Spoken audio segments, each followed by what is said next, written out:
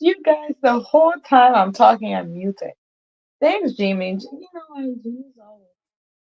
Jimmy's always on the watch.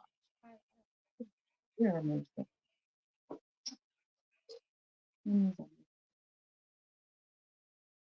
You guys, the entire time I'm here chit chatting, you didn't hear a thing that I said. I was mute, talking to myself.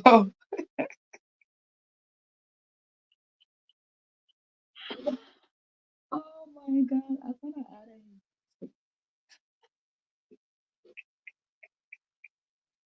The entire time.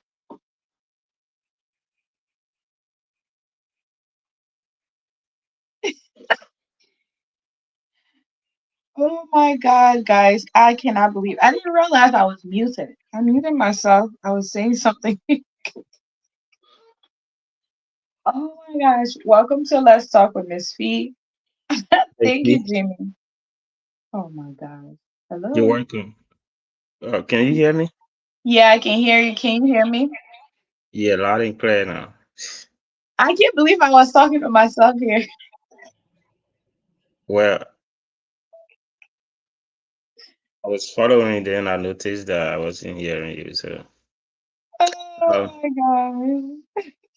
I don't know what what's wrong with my camera tonight. Uh-oh. I'm about to speak Basa to you. That pocket.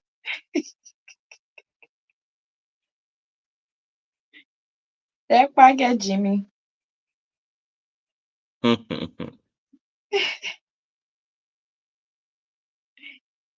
That pocket, that pocket. What happened? Somebody block you? Somebody want us to see your face? The people they don't want us to see your handsome face. Ah, thank you. He's gone again. Oh, are you there? I don't see you.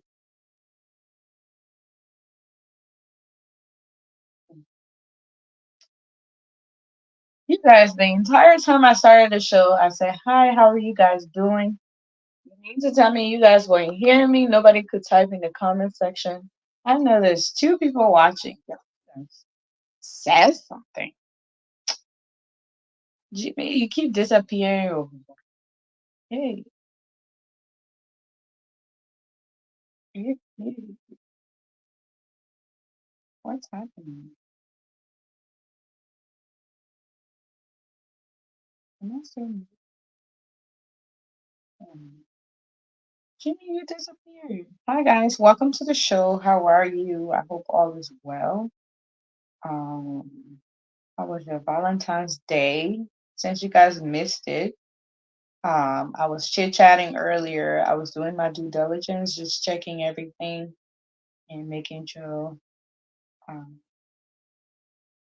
making sure that we were live on all platforms, which I've already confirmed we are.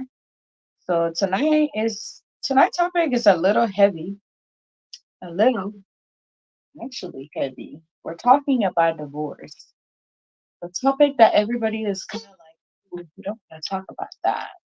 It's kind of personal, and everybody has their reason, X, Y, and Z. Disclaimer: I am not, and anybody else on this show is not uh, relationship experts.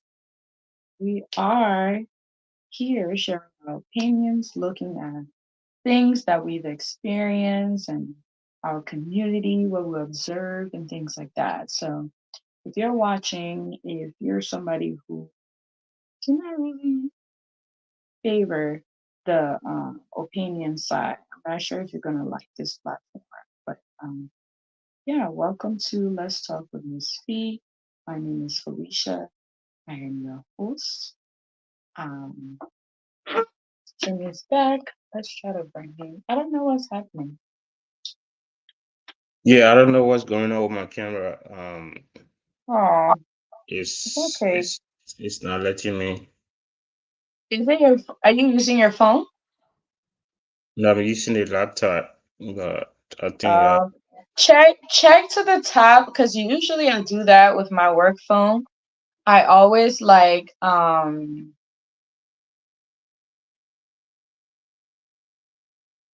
Sorry, I saw a comment. But check to Hmm. the top of it. Sometimes I usually will like close my camera for that privacy thing that they put on the laptop, and I will forget when I'm in like Zoom call at work, and I'm like, what is going on? Everybody's like, we can't see you. Let me go to the comment section. I saw something real quick. Let's see. I just see my camera Um, cross off, and then when I try to open it, then it mute both the camera and my voice. So let me Say that try. again. I see my camera on the screen, yeah, is cross. It's cancer, and you know how down the screen where they have mute, start cam, Oh set up. yeah, yeah.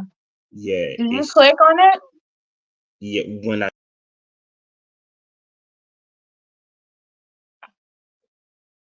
It's gone again. What's happening? All right.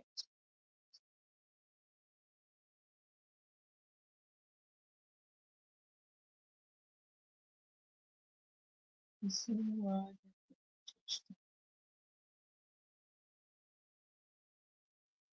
You know what's happening.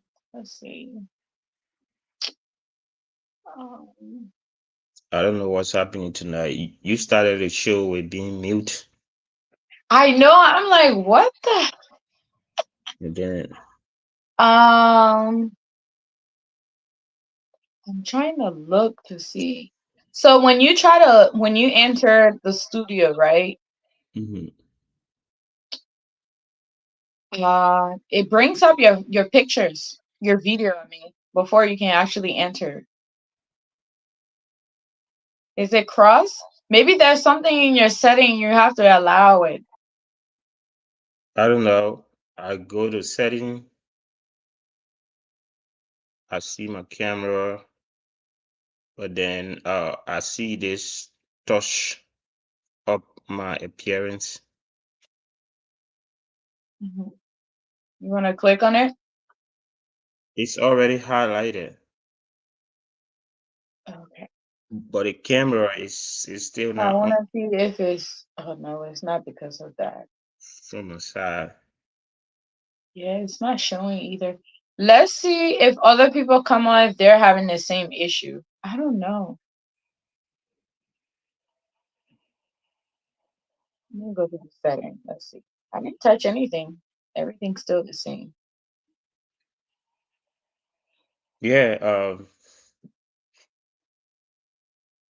Recording. hold on. I'm wearing a 10, like a muscle arm. It, am I allowed to come on the show with it?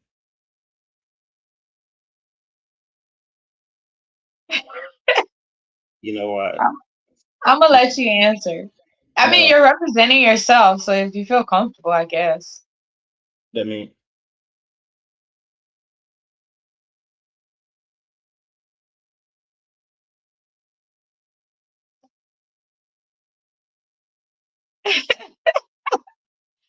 Uh, But I said no.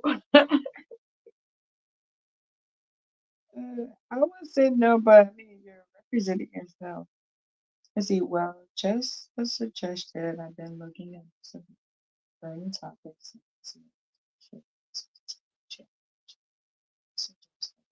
Suggest on topic Christian is etc. So you seems sure of changing topic short.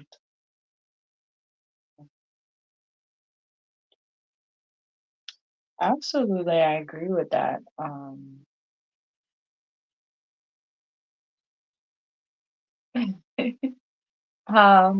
yeah, definitely, I agree with what you said, but I say I agree. The reason we've been coming late is actually because of me. But soon my work schedule is actually about to change. Uh-oh.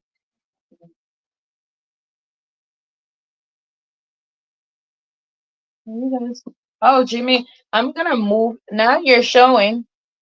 We're gonna remove that old one, and then we're gonna add you to the stage. Let me remove this one. Let's remove that one. I think you're on two pages. Yeah. Let me. Let's see. So Okay, I just removed that one. yeah, cause you see me because I'm logged on the phone, so you are not a problem. Oh, okay. Promise from you. No, the problem is not from me. The problem is from my computer. Oh, okay, okay, okay. All right, I'm glad we can see your face. Yeah, the face that all the girls running away from. They have to run though because somebody else there. They better run. No, not because somebody there, but because the face is ugly. I think yeah.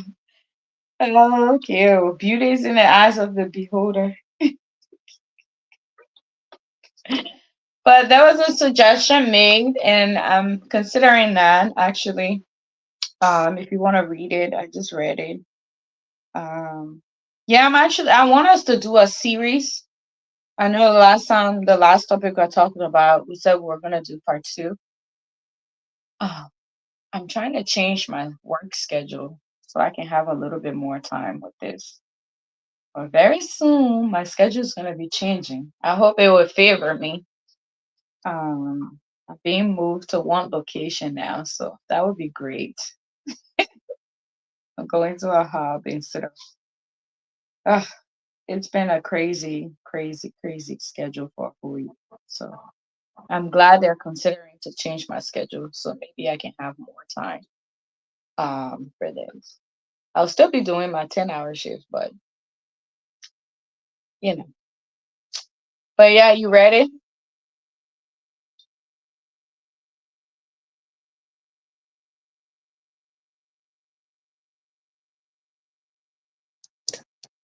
Yeah, it's a good suggestion, but I Mhm. mean,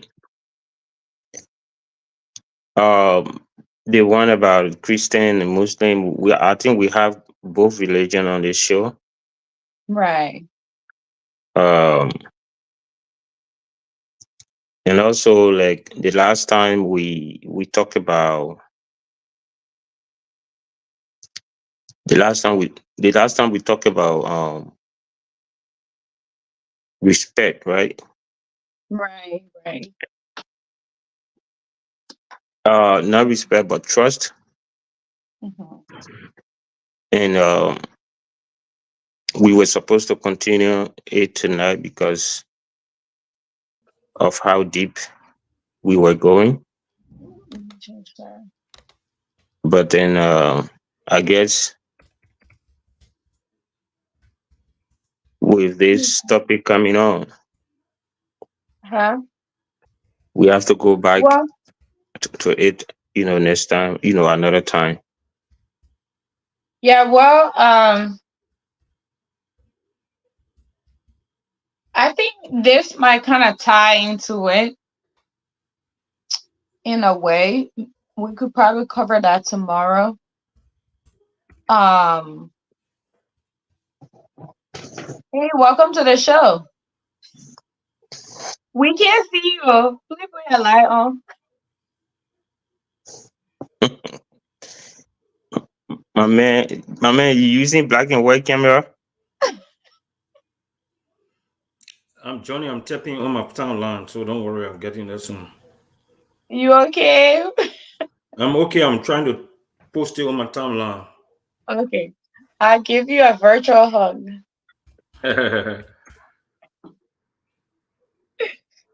Oh man.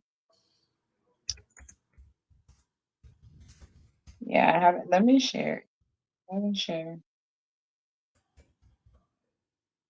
I actually forgot about the other topic that we were supposed to continue, to be quite honest.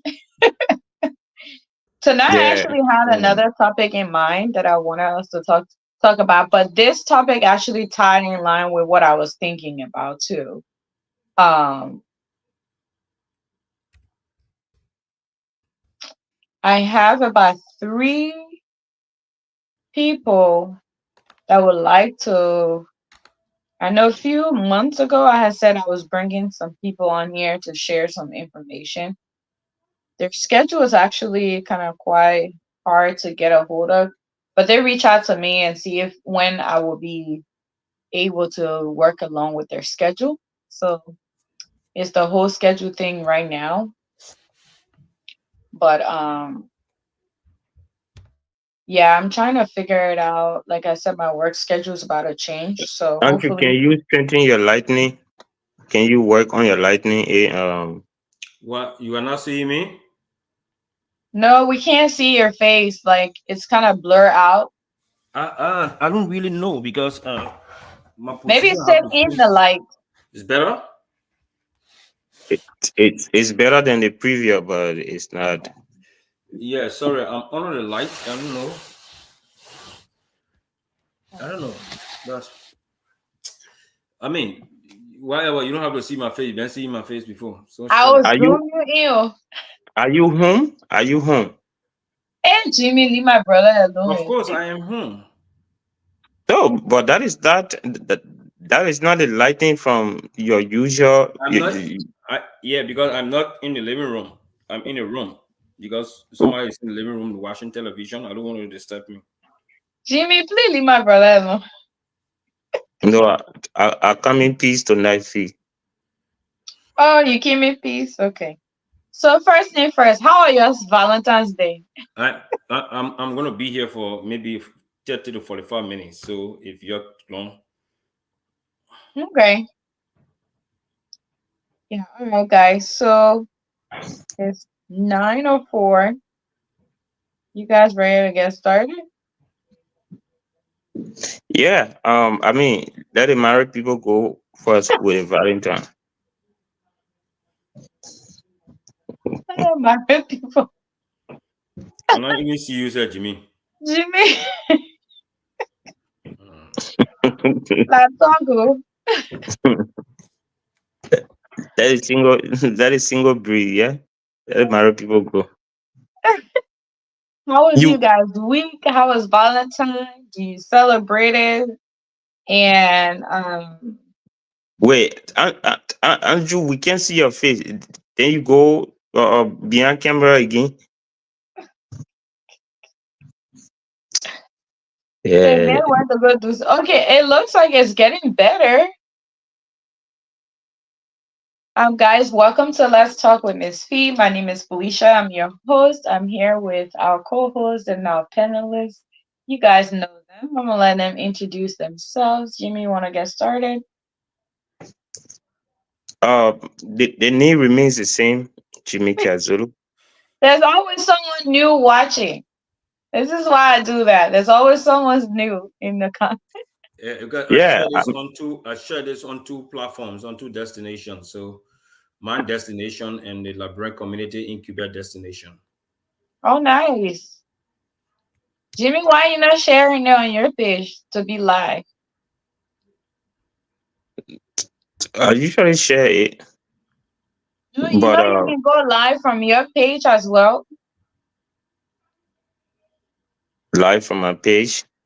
Yeah, once you go on there, it will say you're live. You can do it as I don't know. I don't Yeah. know how to do it th- from th- that end. yeah, that happens when I'm using, usually when I'm using my computer, it goes live on my Facebook page. Oh, okay. But when I'm using the phone, it Yeah. goes, it goes straight to I call it to YouTube. I'm trying to change the setting so that I can decide which platform to join from. But um, it have been giving me a little hard time. Okay, no worries. Oh.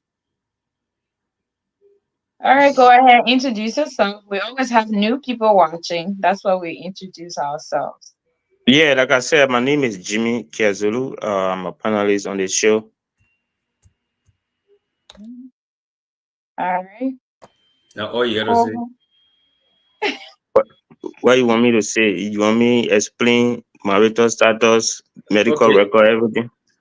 Okay, good evening, everybody, wherever you are watching us from, where you joining us from Liberia or from the USA or from Asia, what part of the world you joining us from. We want to say welcome to the program. Let's talk with Miss Fee tonight, right here on this platform. We are discussing, the topic. My name is Andrew Dunn. I'm the co-host of this program. I want to welcome my friend and brother Samuel Rogers is here joining us, and my friend and sister Vicky Weah, but Shiba Vicky Weah. She's also here joining us. She put a beautiful comment here also, and Reverend Say Selapense also brings a suggestion. I hope Miss Few will get a time to put the comments up later today. But on that note, I want to welcome every one of you here on the show. My name is Andrew. Let's move on.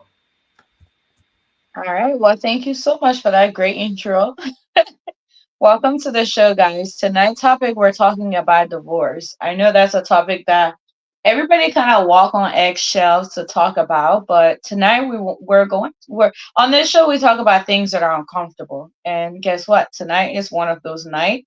We are here. We encourage you to actually share the show, invite your friends and family to come and join us. This platform, we support marriage. We're marriage minded. Everything on here is our opinion, and we hope to get your opinions as well. And if you want to join the panelists up here, you can just go in the comment section. I pinned the link on there. You can follow it, and then you'll be right up here with us where you can share yours with each and every one of us.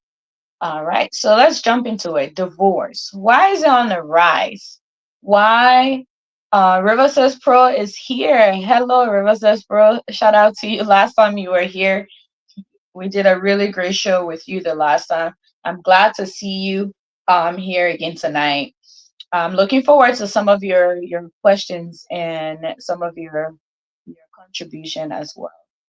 But yeah, why is divorce on the rise? We all know there's several factors that people will take an exit out of a relationship. But for me, in my opinion, I have about three things when I think about divorce, especially looking at the millennial or like society, modern society, and things like that. I think about three things that I think is the contributing factor to relationship. Why it doesn't work, and it might not be right, but this is what comes to my mind. Number one, uh, sorry, I got distracted by the comment. So I see Reverend Cecilia Spence's comment. He said define divorce. Well, like I will assume everybody know, but if you don't know, divorce is when a married couple that's legally married decide to dissolve their relationship.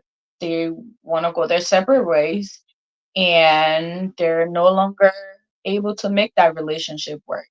So that's pretty much divorce if you're legally married with someone and you have to go your separate way, where the laws and things where you live plays a role into you legally dissolving that relationship, where you separate and you share whatsoever you had in common, or each person takes whatever. Um,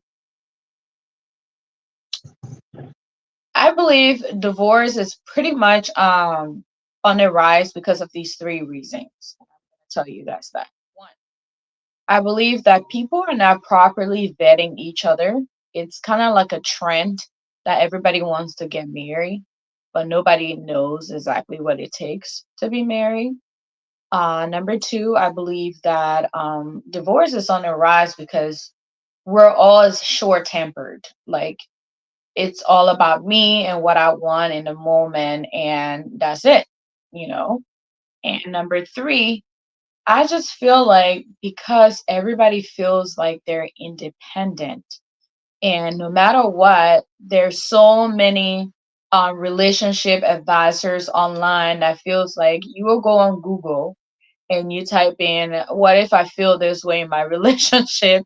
Somebody has gone on there and edited and say, hey, if they're not making you feel this way, X, Y, and Z, it's time for you to walk away. And nobody is really willing to put in that work. And I'm gonna add one more. I feel like people are not being trained to be married. People are not marriage ready. Nobody is like parents, in my opinion, parents are not teaching their sons and daughters about relationship and building a strong familyhood. So I'm gonna leave it right there. In my opinion, those are those four things that I believe. I will expand on each of those later on. I'm just gonna give each and every one of our panelists and our co-hosts the opportunity to share theirs until we go around again. All right, Jamie, you were in first. Welcome to the show, Lawrence. How are you? Okay, I'm Why doing are great. you just sounding like that? Valentine's Day, Jack, and then all of y'all should be like, So I'm okay. so before we go through it, like Don't put your uh, mom on me. Don't put your mom uh on me. Andrew, I know that me coming too. Don't put your mom on me. I even see you. So I'll see you, Lawrence. So today, before we go through this, I want to appeal to every one of us, our conscience this evening. We It's a sensitive topic, and we want to expand on a mode. We show up, but we want to allow each one of, if we get each one of our time to do an intro and to address a specific question, maybe we want to give ourselves time. It will be good than us running into make it take 10-15 minutes for one person to discuss an issue. I think it wouldn't be too good for every one of us. So let's set a time. You keep the time, Miss Fee, and then let's go. If you give me 5 minutes or 3 minutes to talk, I should talk within the 3 minutes. Anything less or more of that will cut you off. Just want to say that Okay, because I agree. I want us to control it in a way that we ever have an equal time to participate. That's the Yeah, point I of it. think because Thank of the topic, we should do 3 minutes each person. All right, Jimmy. RFE, thank you very much for the topic tonight. First of all, you asked about how we spend our Valentine, and I didn't hear you say much. I didn't, I gave it to the married people to say what they wanted to say, but unfortunately, Andrew dodged it, and he put himself behind the camera. You didn't say much. Lawrence was in here, but anyway, like I told you, the show before Valentine's, I was working 24 hours that day, and I make sure I live up to that because um, being being at work was was more was more a productive day for me than being home, knowing who I am when I get home. But the day itself went very fine. There were a lot of funds, with posting on, on social media. People were, you know, one girl posted her boyfriend, and then she found out that another person had posted a guy.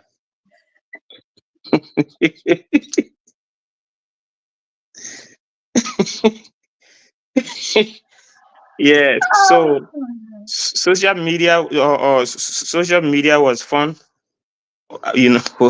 with that. And then there were some other posts that were just intended to keep the day lively on social media.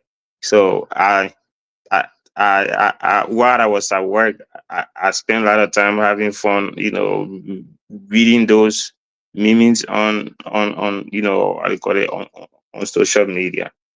But to the topic tonight, divorce, why is it on a high increase?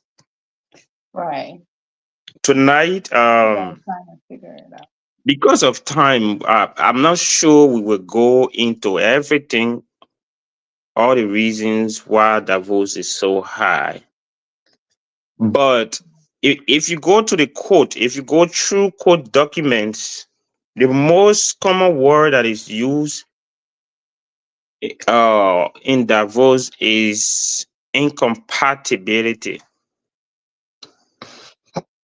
Okay, people married and they think that everything, you know, this person was the person that is the person that I want to spend the rest of my life with. And then after few time, so one of them run to the court and use the big word, we are incompatible.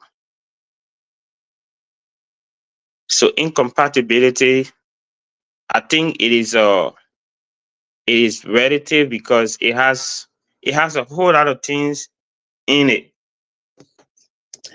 But they just use that one word to cover everything. And one of the things in that big grammar that I see is infidelity. Infidelity is one of the reasons why people get married. I mean, or people are getting divorced. Another reason why people are getting divorced is the lack of is because of domestic abuse. Domestic abuse is another reason why people are getting divorced. Another reason why people are getting divorced is the lack of financial support. Some people feel like this person is not taking good care of me financially. They can meet up with my with their responsibility and stuff like that. So because of that, they want to get out of the relationship. But prominent among those few that I just named is domestic abuse and infidelity. Those are the two that I will dwell on tonight. As we go through, I may bring in others as the Holy Spirit leads. So I will stop there for now. Thank you. Thank you. That was a good one. I appreciate it. Thank you. Definitely, I agree. Andrew, are you ready, or we should have Lauren start? So just to add to that, when you said in compatibility, Yes, I I'm know. ready. Sorry, I'm ready. All right, go ahead. Okay. Thank you so much, Fee, and thank you, Lawrence, and the rest of you who join us. Jimmy, thank you for your thoughts, for the brilliant information you came up with. Firstly, Reverend Penn said to us to first of all talk about the definition of divorce, and in my own understanding, divorce talks about first let's talk about marriage first before we talk about divorce. And divorce is a legal document, not divorce, but marriage is a legal document between two person, a woman or a man. In the Western world, people say man and man and woman and woman. You know, it's a legal binding, instrument between a two couple or between a couple. You know, so divorce comes into play when that process is being terminated. That process of marriage, you know, is being terminated, and that process of marital union is being terminated. That's how divorce comes about. But what brings about divorce? I see some beautiful comments here on the page this evening, which I want to highlight. Quickly, I want to rush there quickly. Vicky says, and she says, divorce is everywhere because people are not truthful into a relationship. And she further says, well, moreover, Lots of people are sexually blind. Do what you do in a bedroom before marriage and do it after marriage. If you can have wild sex, that's wild. I mean, when you have, if you have it wild, continue doing it now. She make a beautiful point this evening on our platform here tonight. Let's talk with Miss Fee. But my point here is, well, what causing divorce? And Jimmy mentioned something, infidelity. Well, it could be true, but infidelity is not enough, for divorce. No one is perfect into a relationship, because John is doing X, Peter is doing Y, Mary is doing A. So that is not enough. But what are some of the core things that bring about divorce? One thing that Jimmy stressed is the issue of domestic violence. And I tell you what, the reason why I highlighted this topic and I suggested it, I will go follow on day, because I remember we discussing it the last time before. That I get a friend of mine. I'm friend with a lot of females, and we went to school together. We graduated together, and most of the time I give Paul lift, to go home. And I was just sad today. There was a person who brag about her husband, who uplift her husband. But this guy, I was surprised today when I learned from one friend today that the lady who is a friend to me has filed in for divorce. The only reason is that the man left the home, went out because he go. Remember last time we talked about childbearing last week, because she cannot bear a child. So because of that, he left Oxa and went outside and got 3 children outside, from 3 different women in his marital home. Besides that, he went and started to this lady went to attack one of the girls, went to attack his wife. The girl wanted to talk, he responded on the girl. You hear and a lot of things. I'm just speaking a story, all right. You hear your friends, your mates are bearing children for their friends, and you hear you can't even bear or see, and then you want to play jealousy, all those things. And then she took an offense to it. I cannot be in this marriage. And when he talked about it, he sleeps up when he comes and he started to beat her. She thought she could maintain the marriage, but she could not maintain the marriage. It had reached to a point now where she said, no, I got to leave the home. I got to file in for divorce. I'll give you 10 seconds. Yes, Finish. domestic violence, infidelity is true, but domestic violence is one of the key factors that brings about divorce. No woman want to live in a marriage that will always be tormented by her spouse. Thank you. Thank you for that. Appreciate that. Lawrence, you're up And I next. hope you continue the time that way. Thank you. Andrew, I you went 10 have. minutes. Go So ahead, Lawrence. I hope I will have 10 minutes too. Otherwise, I gave him extra 10, we'll actually 15 protest. seconds. But go ahead, Lawrence. Welcome. Thank you. And let me say good evening to all our panelists and our viewers, our listeners. It's good to be back here again, and especially with this very hard, sensitive topic about divorce. Let me begin to say in a short definition that divorce is just breaking that agreement between husband and wife. What you agree on, this time around, you say it's not working, so you guys want to end it. It's just what I understand about divorce, breaking that down, breaking that agreement we had previously. Divorce, there are several factors. The factors are many. It also depends on environment. It depends on culture. It depends on training. It depends on education. Divorce, are you getting me? Are you hearing me? Yes, Yes, go loud ahead. and clear. Yeah, because I got disrupted a little bit. So divorce comes in many ways and in many forms and in many factors. Some of the divorce could be, I don't want to dwell on what Andrew and Jimmy said already, infidelity, domestic violence. I don't want to dwell on those ones, but there are some very common and simple things that can lead to divorce. And one of those things could be, Jimmy used the B word, incompatibility. That means maybe we are not at the same level. We don't have the same understanding or same standard. But beyond that, divorce could just come from simple thing like Fee begin the show with asking us how we spend our Valentines. And Valentine's Day is considered as a lover day, not necessarily your intimate love, but as a lover day. But generally, everybody understands it to be like it's a day to appreciate your love partner. And I want for Valentine's Day to come every day so I can continue to appreciate my wife. And that's what I did on Valentine's Day. Just tell her, you know what, I love you. Recommit myself and say I love you. I appreciate everything you do, and give you a little flower and say thank you for everything you do for us and the family. People who will not do that, who are in relationship, that simple thing might cause divorce. That simple thing that you did not post maybe your partner on Facebook is a usual habit from you. You're not appreciating your love, you're not appreciating your wife or your husband.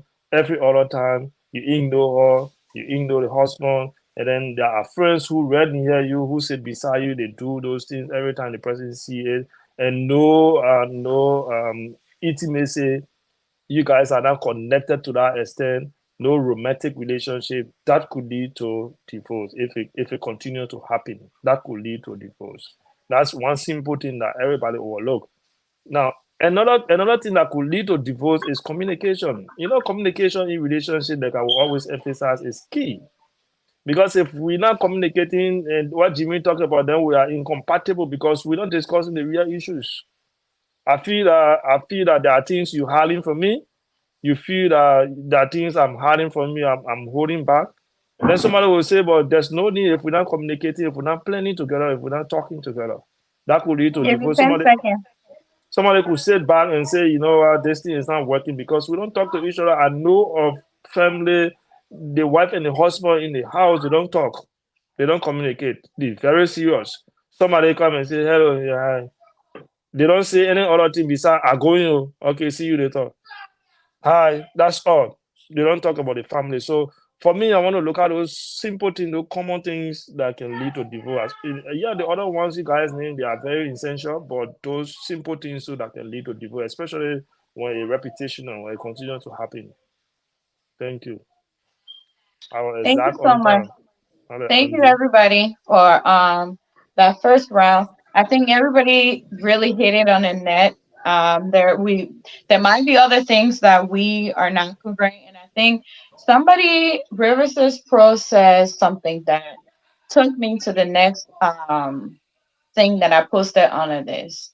I said under the topic I had stated, is our black community safe? Like is is the black community safe? And the reason I asked that question because when you look at the statistics, most black people, and guys, I'm only basing this on the US, most of the divorce that are initiated is with women.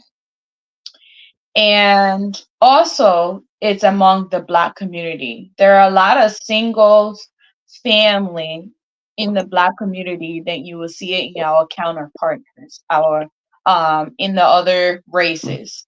I know other people will be like, well, the white people, there's not a lot of divorce there. But when you look at the Spanish people, if we want to say, oh, because we're the minority and, there's a lot we go through, okay, what about the Latino community? What about the Haitian community? What about the other community that are around that are building family? Why isn't divorce so high among them? Why is it among us? And I think it's because, in my opinion, I think we have gotten so educated to the point where, Excuse me, Miss Fee. yeah, You want us to go first, and then you come up with a final comment on that, please. okay. Um, well, I mean, I was gonna give you guys the floor, but I just want to like, No, I mean, you just asked the question, so we you asked us, and then you said me as the oh, co-host, okay, I let me let mean, you as guys, the yeah. moderator. So if you ask a question to us, and then we go, and then before you come to the next topic, then you probably then you say your view, and then we'll go to the next one. I thought that's what we do. But if you Okay, want, that's fine. We can do it that way. okay. Somebody just left. So let me take it. I think who left is I think is Jimmy. Jimmy have left. So Yeah, let me take so it from the let point. me just repeat that question. Why is it so high among us? And Jimmy has said most of the time we will say incompatibility. But I also want to add what most black people would say, right? One, domestic violence. Two, um, irre irreconcilable differences.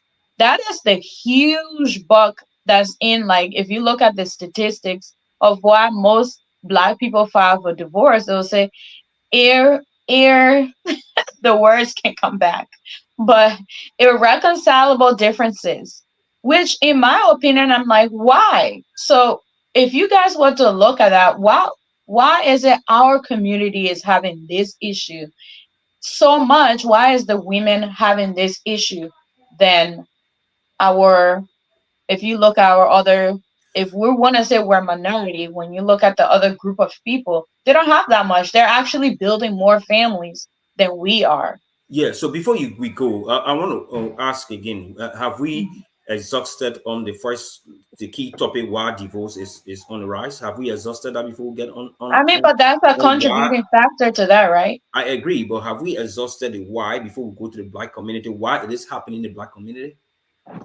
I think we should go over the why again, Yeah, yeah.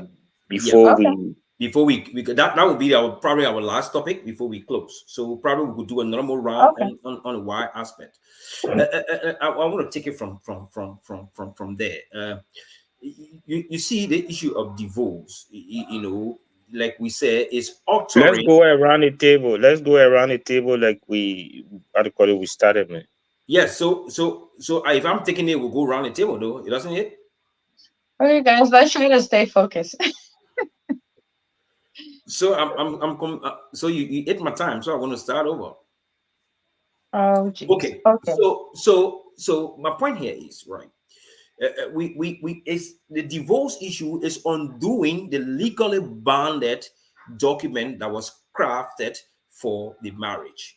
Undoing that, terminating that process is what we call the divorce. Well, why it is happening, why it is on the rise. Besides the issue of domestic violence in the home, I think the issue of incompatibility that someone talks about, which is Jimmy, people go after relationship for certain things. Some people enter a relationship thinking that they're going to get certain things from that with the expectation of, well, I'm entering a marriage for X, Y, and Z. And once they get into that marriage and they can no longer and they can't get what they went for, obviously it will bring about the issue of incompatibility. The issue of trustworthiness will no longer come in. So people will tend to bring about divorce, and the key word they use, the key thing they use nowadays, incompatibility. And that's easy thing that people use in a divorce court. That, well, I'm not compatible with her. She's not compatible with me. I'm not compatible with her. These are the point they bring about. So people will always use a word incompatibility to bring about divorce. Disrespect, lack of respect. Somebody said, well, take your problem from social media. Maybe the man will say, look, I don't like my wife to be on the social media all the time. With other things, they post, some comments and post some things, that indecent, so you will say, no, I can't do that. So once there's disrespect in a relationship, one person is feeling bad, the other person is feeling happy. Obviously, the one that's feeling bad will always want to go, which is attributed to the issue to what the word disrespect. And once you disrespect your spouse in a relationship, that relationship is bound to suffer. It will actually lead to divorce because nobody wants to be in a relationship that will always be hurt. No, nobody wants to do that. Nobody wants to do that. So incompatibility, and the guy going to lead is we are incompatible. We cannot make it because she's too temperamental or she's too temperamental, and that's going to lead to domestic violence. Too. So in conclusion, marriages are being broken, divorces are going on. Infidelity is a key one, but I think it is not too necessary. But it is necessary though. When I mean too necessary, it's things that people can do. No one is perfect, but the issue of disrespect in the relationship is a contributing factor that making divorces you know, breaking apart, marriages breaking apart. I want to conclude on that. I hope I left you my 3 minutes. You did, but I just realized you were behind the camera the whole time. Exactly. I didn't want to talk before you say I eat all the time. You should have just called me up. Sorry about that. I didn't even realize that when I looked up. That's when I was like, wait, okay. And, I don't take that lightly. All right, Jimmy, we're gonna have you go around. Let's you guys. Okay. Welcome to Why Let's divorce Talk, guys. is Share the show so that way we can have. If you want to join the show, I know somebody had posted they wanted to join. If you want to, please, you can just click on the link that been pinned, and then you can come up to share your view as well. Go ahead, Jimmy. um the the increase in divorce, like I mentioned earlier, incompatibility has a whole lot of things into it. Number one, sexual, our sexual orientation is a form of incompatibility in marriage. When your energy does not match the next person's energy, you know, it can, and some people don't take that lightly. They take their their sexual, satisfaction very seriously. All right. If you married a woman who is a 5 round a day kind of person, and then the husband is a 1 minute man, you don't expect that woman to be in that place for the rest of her life. No. And that will lead to infidelity in the marriage, which the Bible referred to as adultery. you know and adultery is the only reason Bible gave for divorce. You see, when one of the partner is involved, or gets involved with adultery, the other partner, according to the Bible, has the right to divorce that person. All right. So our sexual energy, if it doesn't match the next person, could lead to infidelity, and infidelity will lead to divorce. Another reason is because divorce is too easy in the court. I think our legal people have to put some strain on the issue of people just having it easy. I believe, um or cause of divorce when I was in New Jersey, of $250, you just go there and you get it done. So the process itself being easy, it's a contributing factor to the increase in the number of divorce. The process being easy. If people had I'll give their you 10 seconds. yeah, thank you. So uh, I've mentioned sexual dissatisfaction as a means, as a reason, which may lead to infidelity or adultery in the marriage, and also the cost of divorce is too cheap. Are some of the contributing factors why divorce is on the increase. All right. So, Lauren, right before you go, please, I have a quick follow-up question for Jimmy. Go ahead. So you said something that kind of like struck me that I really want to ask you on. You said that the sexual energy, right? The Mm-hmm. differences of it. Um, what happened to sitting and talking about it? Like, should that be a reason people should say, oh, you know what, because you don't match my energy? What is that energy? Like, wasn't that something that should have been discussed before you even got into that union? All right. I'll give you 15 seconds. So how many times has it been discussed?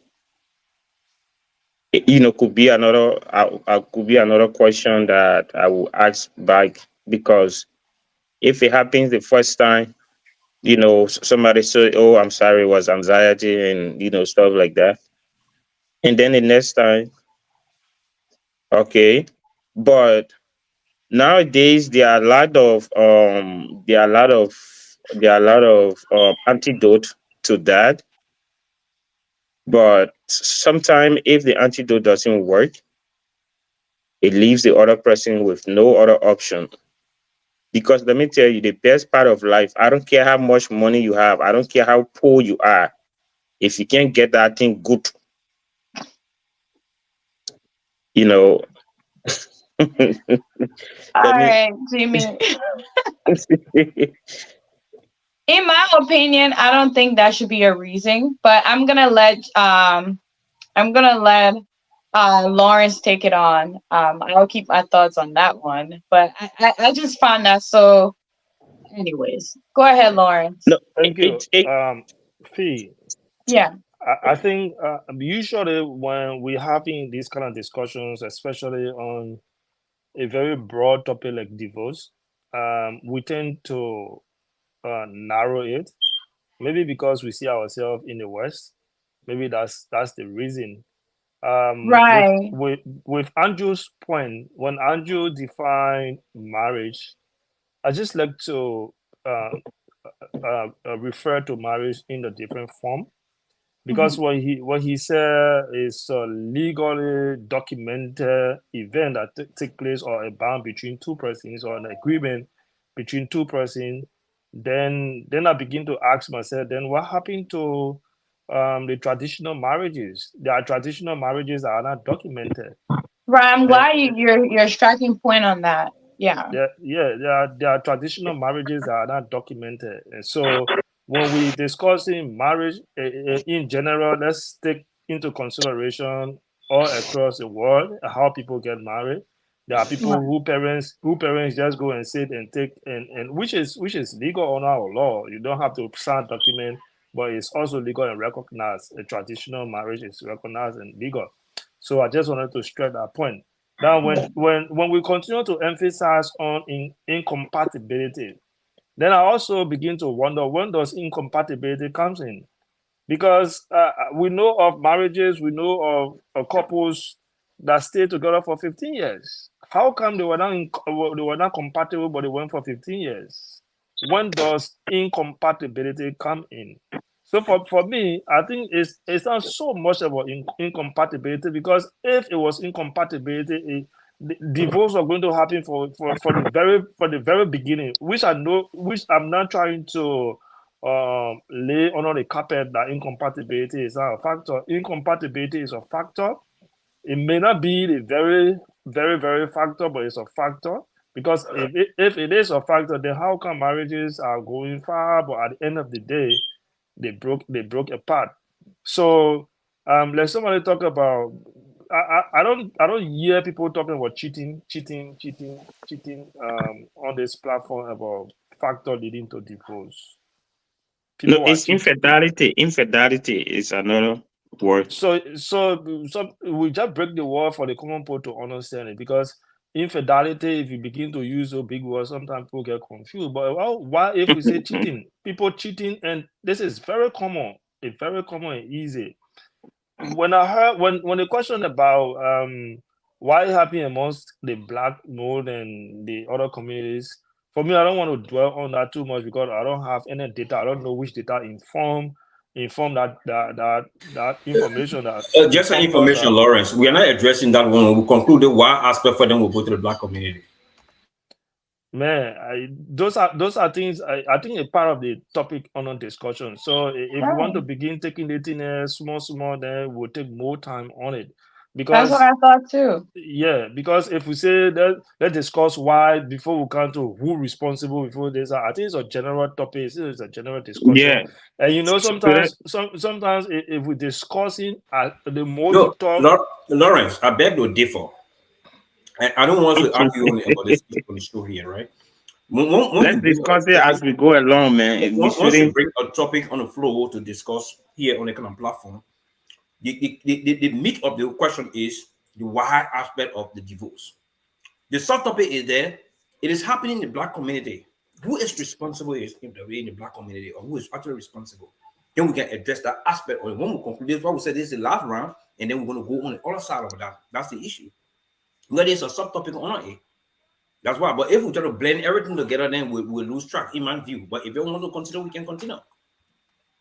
because we all cry for time here, and I think when I'm supposed to give my view on the topic, and I want to discuss it at different angles, because the more you talk, the more your mind's open to contribute to this thing.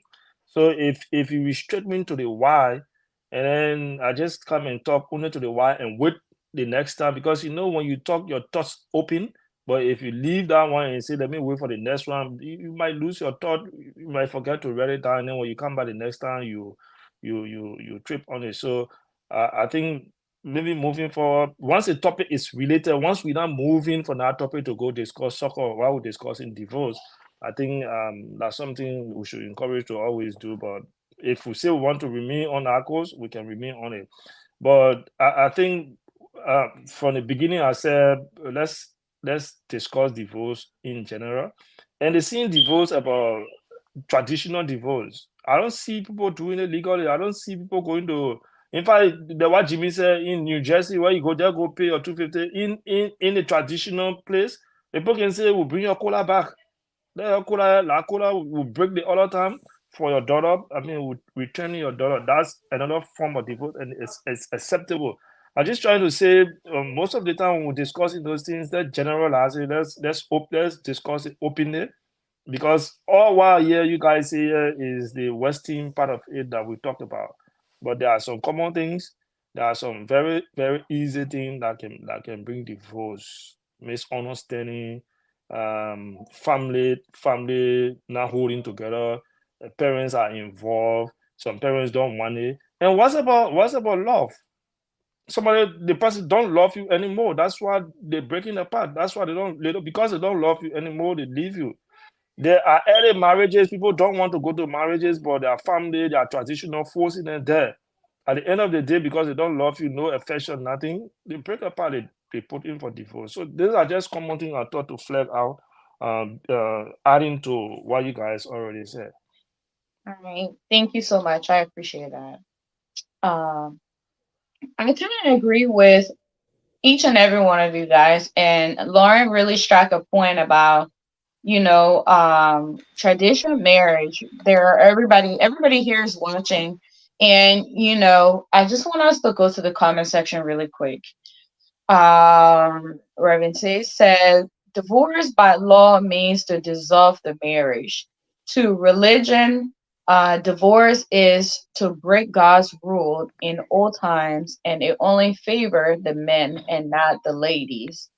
In the new era, divorce is based on fornication, not adultery, because a married couple don't commit fornication. Therefore, divorce in Christian look it is to be separated for a while, but not to dissolve the marriage. God hate divorce. And yeah, that's what I was gonna say, when Andrew, you said, I don't know if it was Andrew that said it, or um Jimmy that said that the Bible only permit divorce when there's adultery, but actually you're supposed to be separated, and the separation is for you to actually be able to work through the differences, in my understanding.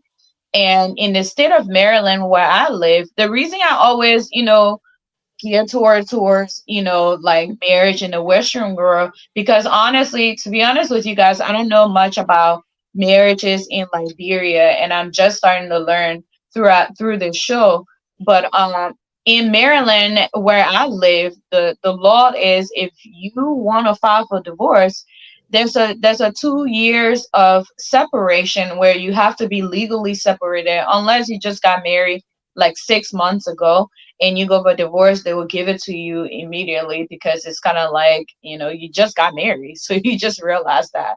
But if you've been married for a year plus, you are required to be separated. And I believe, in my opinion, the process of that is for you to be able to see if you can actually work through that. But I just everything you guys says tonight, I actually believe that's some of the reason, and I think I kind of agree with Jimmy too that divorce is too easy. Like people who just wake up and say, "Hey, I'm going for a divorce. As long as I can raise the fund, I'm gonna go apply for it." And we do see people that don't even end up divorcing, but they're living two separate lives. They're married. They're legally living with somebody else, and the other person on the other side, and they're doing whatsoever on their own, but there's no one, to justify that until they're ready to get married. You hear a woman or a man say, I'm waiting for him to pay for the divorce, or I'm waiting for her to pay for a divorce.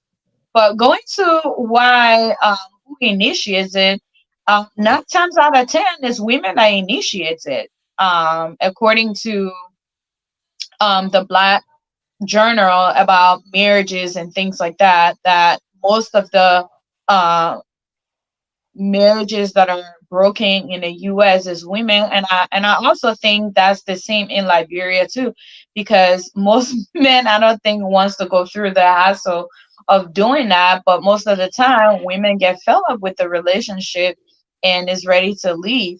So what are you guys thought on that? Let's go to Jimmy. Okay. First of all, a lot of marriages are crumbling down, not only because of infidelity, not only because of lack of romance,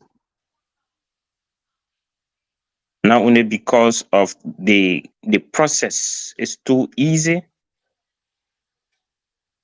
but lack of preparedness. Yeah, and that's what I said earlier too. Lack of preparedness. Look, especially to the women, the Bible says something to us men too. Proverb 18:22. I think he that finds a wife finds a good thing. If Reverend Say Pensy is here, he will agree with me on this. Look, a man does not marry, a man should not marry a woman. A man should marry a wife.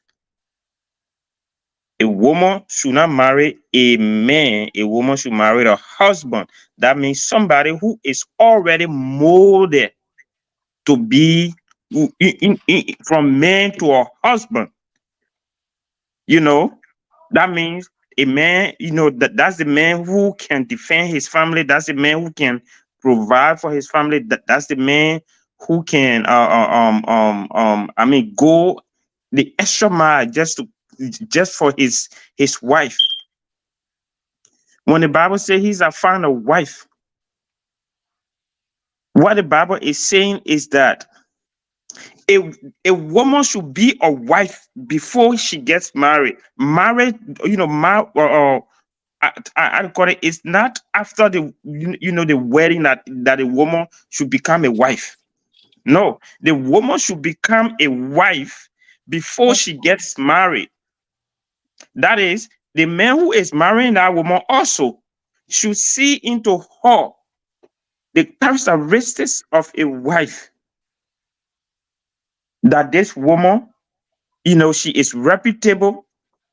She has, she's trustworthy. She is, she is hospitable. Those qualities. If the woman does not have those qualities, before getting married, then she's, she's not a wife. So the lack of preparedness is one of the reasons why the marriage, or cases are on the increase. Okay, like, I call it like Lawrence, I call it mentioned in the old, I call it in our tradition, where teenagers who haven't even tasted life on their own get forced into marriage. What do you expect when they start to see the light? Do you expect them to stay in those marriages? Of course, they will give the man hell. You see? Frank, Now, in, I'd like in to our finish black your thought. 10 seconds. in our black community, same factors are responsible. Okay? There is nothing that we discuss here that does not apply to the black community, because it is just in the general. What happens in what happened to Caucasian, I call it, what happened to German or other races applies to black community. So we shouldn't take it, we shouldn't just come here and and discuss black community. Why is it on the increase in black community? But It there is. are It's higher. so I call it the statistics says that 30% of marriages in 2023 In the US. in the US is black, Yes, or that's black high. black people have 30%. Okay, but look at the other contributing factors. All right, uh, the issue You of got five financial, seconds. 5 the, seconds. the issue of financial independence. All right, and black women picking up black men and taking them to child support and all of that. So those are some of the reasons why divorce is so high. Infidelity in the black community, cheating in the black community. All right. So I will stop there and give the next person chance. I disagree though, but we can come at it later on. Let's give Yeah, other people the opportunity. of course. Yeah. Uh, You have the we right got to Reverend disagree. Saint Oh, here. the Remy We is got here. Reverend. The Remy is here. Welcome, Remy. We got Reverend Saint up late this. Hi It's, to you it's all. 2 a.m. Is it 2 a.m.? 1 a.m. Yeah, it should be 2 Welcome a.m. to the show. Yeah, it's 2 a.m. in Liberia. Yeah, let's give him an opportunity to speak so that way he can go get some rest. Yep. Exactly. Exactly. Well, every one of you are doing your possible best. It's excellent. Thank you. Uh, my Kenny advice to you is that uh, you may not know who is still making a decision to follow you, and so I know there are times for you to Kate, but when you come on the public platform, you got to be dead serious, and honestly, every work you do will have a just reward. Somebody life may be touched as far as wherever, and just as Brother Andrew stated, we quietly share your thoughts far in the air, but people kind of view things to wait and see. So I would like to say in my feisty voice that whatever we were told, it was intentional. So that's just my Kennick suggestion to you, that every time before you come, you got to be intentional to know that you are speaking to thousands of people, not because they are not showing up. People watch a show thereafter. You can see that sometimes your view is not when you are live, but is more after. Okay. Now, on the issue of divorce, it was good and excellent point that Brother Andrew picked up the point that you must firstly look at marriage. the union of two. Um, Marriage could be used in different contexts, politics, education, and whatever. But you are definitely looking at a union between two. Today, there is another definition of marriage that says a union between two persons Right. because of lesbianism and all the different things. But the truth of it is that the union of two people being established by God, a supreme being. So that atheist has a different view that there is no God. So the view here is that with all of our different opinions, marriage is established by God.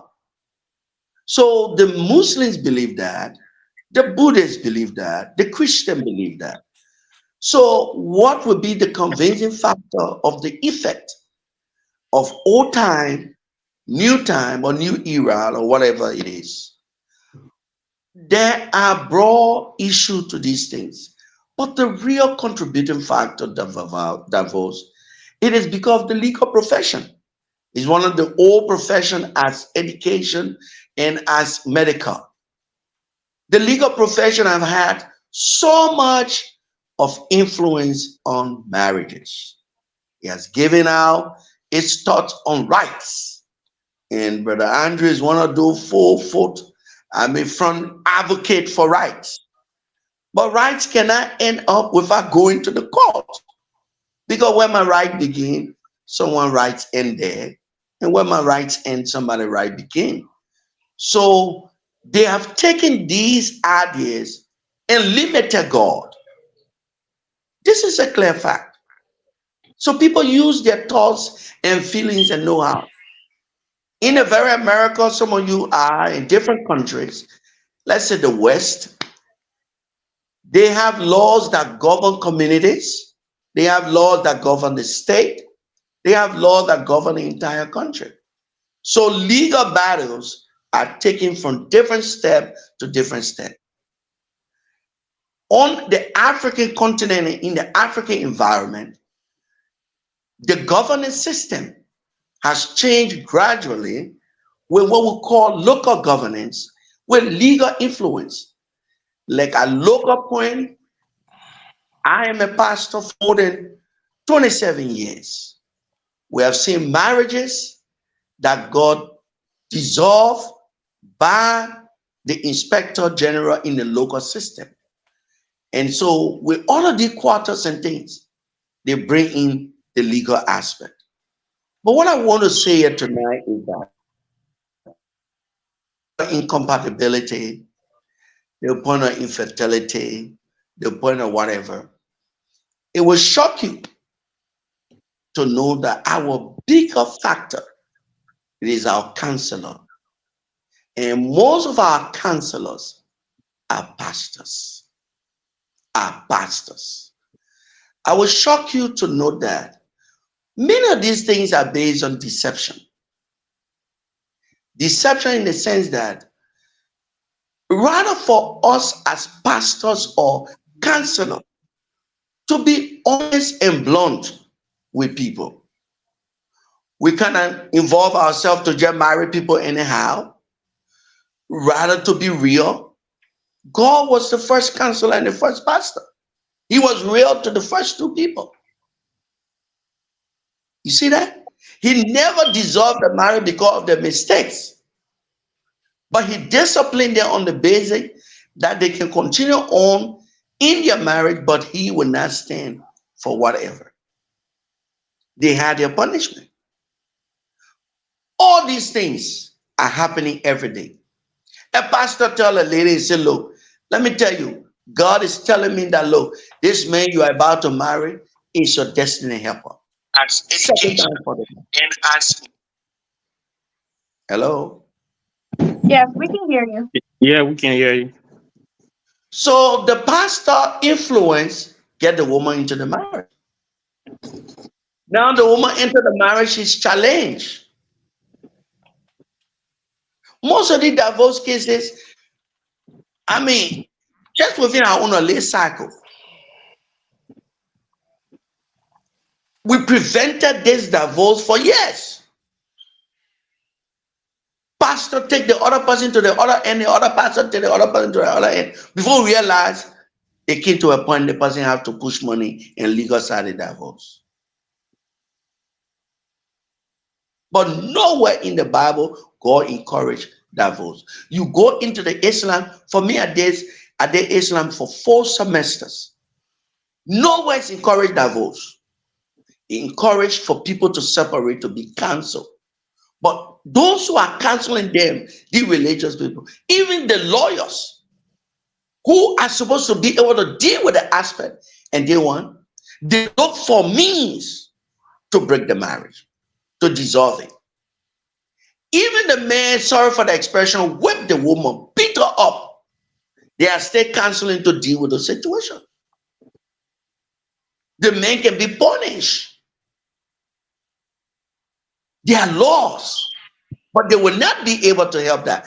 That's what they say in the multitude of counselors. It is so difficult for people to counsel people. Another thing here is that you talk about, let you be blunt, you talk about sex and whatever you select. All the educations are there. Like Brother Jimmy was saying, the woman must be a wife material. Look, God did not show any character or perfection or imperfection. God said it's not good for men to be alone. All of the points that we need to know in the scripture or outside there, you don't need to be in Bible or in Muslim or whatever, but the reality are there. There are people who counsel people on the basis of truth, trust. Nobody goes to marriage unexcited or go to marriage with devilish idea. But the truth is that even when the person complains about sexual satisfaction, there are ways to be counseled. It's just into people because most of the counselors are not willing. They look for advantageous point to dissolve marriages. I will close on this note. With the statistic you are talking about, with my little time and trying to do a research on why many black people are not succeeding.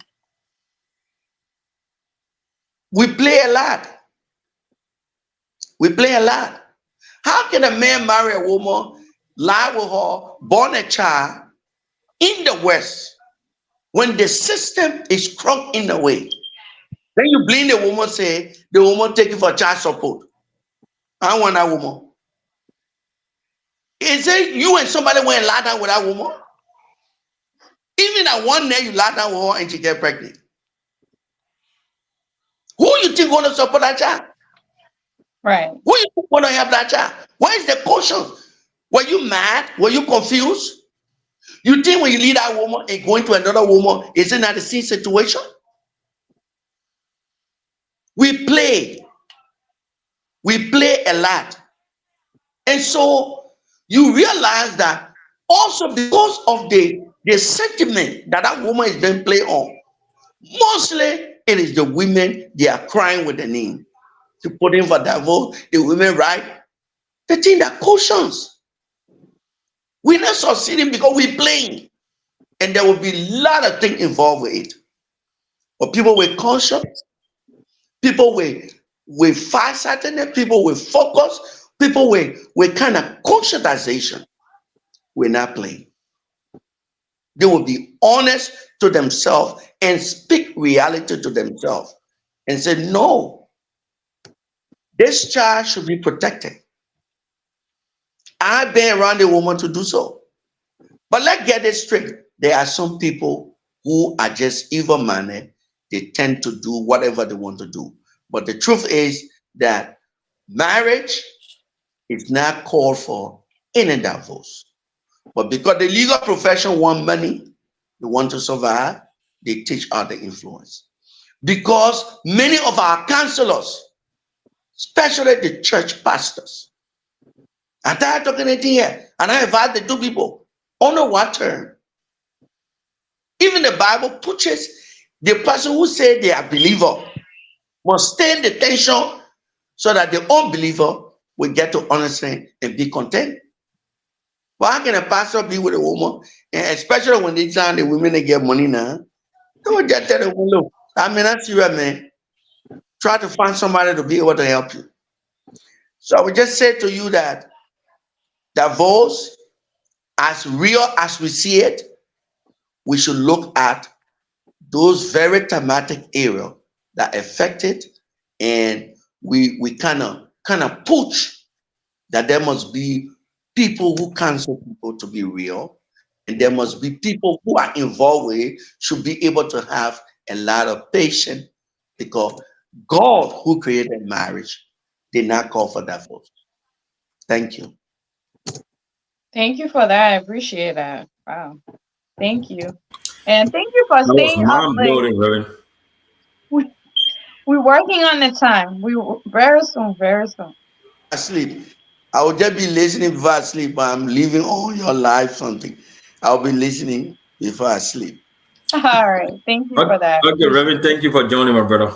Thank you. All right. I forgot who we left out. Yeah, it was Lawrence time to come in. Yeah, thank you. It's good that the Reverend came and gave his view and his point on this topic. And Yeah. then um when he was speaking about counseling, Yeah. that is a critical point in the whole marriage and divorce thing. Yes. And he said religiously it's acceptable to go on separation as compared to divorce. The Bible does not support divorce. Even in Islam, before you reach to a point of divorce, there are several things that need to happen. I'm sure the same issue of counseling is part of it. And I like the question somebody asked about why you limiting this discussion to just religion. What's about the social part of it? Right. So this whole counseling, how many times, in fact, I'm not sure any religious book talk about how many times this counseling should happen before it reaches to the point of divorce. But in the event where counseling is going on and I feel my life is threatened, if I continue with this relationship, something might happen to me. Either I will have some medical problems, or maybe I could be killed in the process. I would not have peace. So I want to know I want to know how many times this counseling should happen. Should I 70 go times 7. 70? As soon it happens 70 times 7, the things are not changing. So how many times should I still remain there instead of leaving the relationship or calling for divorce, or we go on separation? According to him, separation should go for like 2 years or more than 2 years. So in our 2 years, of course, we are human beings. I'm not going to sit there to wait for you for us to resolve and have those issues under control before before counseling happening. Then we come back together again. So like the discussion is going on. We to find all the solutions, to find all the answers to the issue of divorce is going to be very, very critical. But those are just our personal opinion and our experiences that we share. Now, when he also mentioned about the Black community, so I just like to touch on it a little bit. Yeah. For me, I think the Black community, the reason why that's why I said I don't have any data that inform that is happening more in the Black community as compared to other communities. But what I would say to that is, in the Black community is it's difficult to make decision all by ourselves, 100% decision. Our decisions are always influenced by our parents, our friends, our peers, or somebody who is our sponsor, financial sponsor, and the rest of them. And then most time you hear our parents saying, "I need a grandchild," or "You're getting old, you need to get married, you need to have somebody." Especially so, there are some traditional people who choose the partner for the other partner. Either they choose a wife for their son because they all from the same background. Even if the son loves the person or not, they I go give and you choose that. 15 seconds. They go and choose that person and say, "This is the person who choose for you to get married." They don't care whether you love that person. They don't care whether the two persons are compatible. They don't care about sexual orientation. They just bring them and say, "This is the person you need to get married to." So I think in my mind, One of the reasons why is on the increase amongst the Black people is because we don't tend to take our own decision. Our decisions are influenced by our family, our friends, our relatives, and our peers. Otherwise, all of us are in the West. Even our kids, we don't take all the decision for them. We ask them what they want, and we have a discussion around it. We agree before they get into whatever they want to get into. At that moment, you go to that particular arrangement with a mindset, with happiness, because you choose it. You guys discuss it together, as compared to Black community, what we choose for our children. Thank you for that. Just to add to that, I know you said you don't have a data, but in my I need to help him with that data. I just researched okay, the data. It go may not ahead, be go ahead, go ahead. 100%, but it tells me that it is 30.8% in the Black community, and they take the highest. The Yeah, Hispanic is 18.5, and then the white Americans, the rest is 15.5, and others is 12.4. But the Black is 30.8, and that's they, high. yeah, that's how it is. That's high, and it further says that the Black women, the Black women, their own is among the highest is about 38.9% per 1,000, Yes. 38.1% per 1,000. And So that's why I wanted us to really, I think we're gonna do a part two of the show, actually. we could, yeah. Yeah, we have to do a part two of this. I don't know what's happening. It's not letting me bring Reverses Pro. Let's see. It says edit. Can you retry the link? For some reason it's not letting me bring you on, Reverses Pro. Um yeah, when I saw that stat, I was very worried. And when you look at it, in my own opinion, what I think, the reason that this is so high, one, Black women are highly educated nowadays. Um, that's to me, in my opinion, and they're very high earning. They're making higher. Their earnings are higher than the men if you look at the average income. And in my opinion, based on that, we are very quick to say, I don't need you. I can do this all by myself. I'm educated. And the educational system had taught us that, hey, we don't have to listen to somebody based because of our credential. That's in my opinion. That's how I see it. I think because of that, we're more than ready to, also, we're willing to have kids out of wedlock. We're not really requiring a lot, in my opinion. And you guys can agree or disagree. Okay, Rebecca's Pro, I can add you now. I believe the reason this is so high is because one, we're not requiring a lot. We are pushing education more than we're pushing family life, in my own opinion. We're not really preparing our boys and girls for the fact that to build relationship and to build family. We're pushing them that, hey, if you're educated, everything else falls in place. And to me, that is not true. You should be able to balance this. You should be able to teach your kids that, hey, the reason you're going for higher education is because you want to be able to support your family. But if you're not pushing that, how do they do that? And back in the days, you would see Black family were the most married people in this country. But now you see it's like every 5 to 10 women you see, they're single. And before I let you guys take on really quick, this Valentine's Day, I saw somebody did a poll and said, how many people on this live is single? And you will not you will not believe what the stat was. There was 67% of those people that answered those questions were women. They were single and they were not married. 37% was married. And those 67% of them were mostly women and they were single mothers. So that goes to me to say that we're not doing a really good job in our community to teach our kids, our boys and girls about family life. So that's why I want to also kind of touch on that. And we women are the one initiating it. When I started this, I said that we're very short tempered.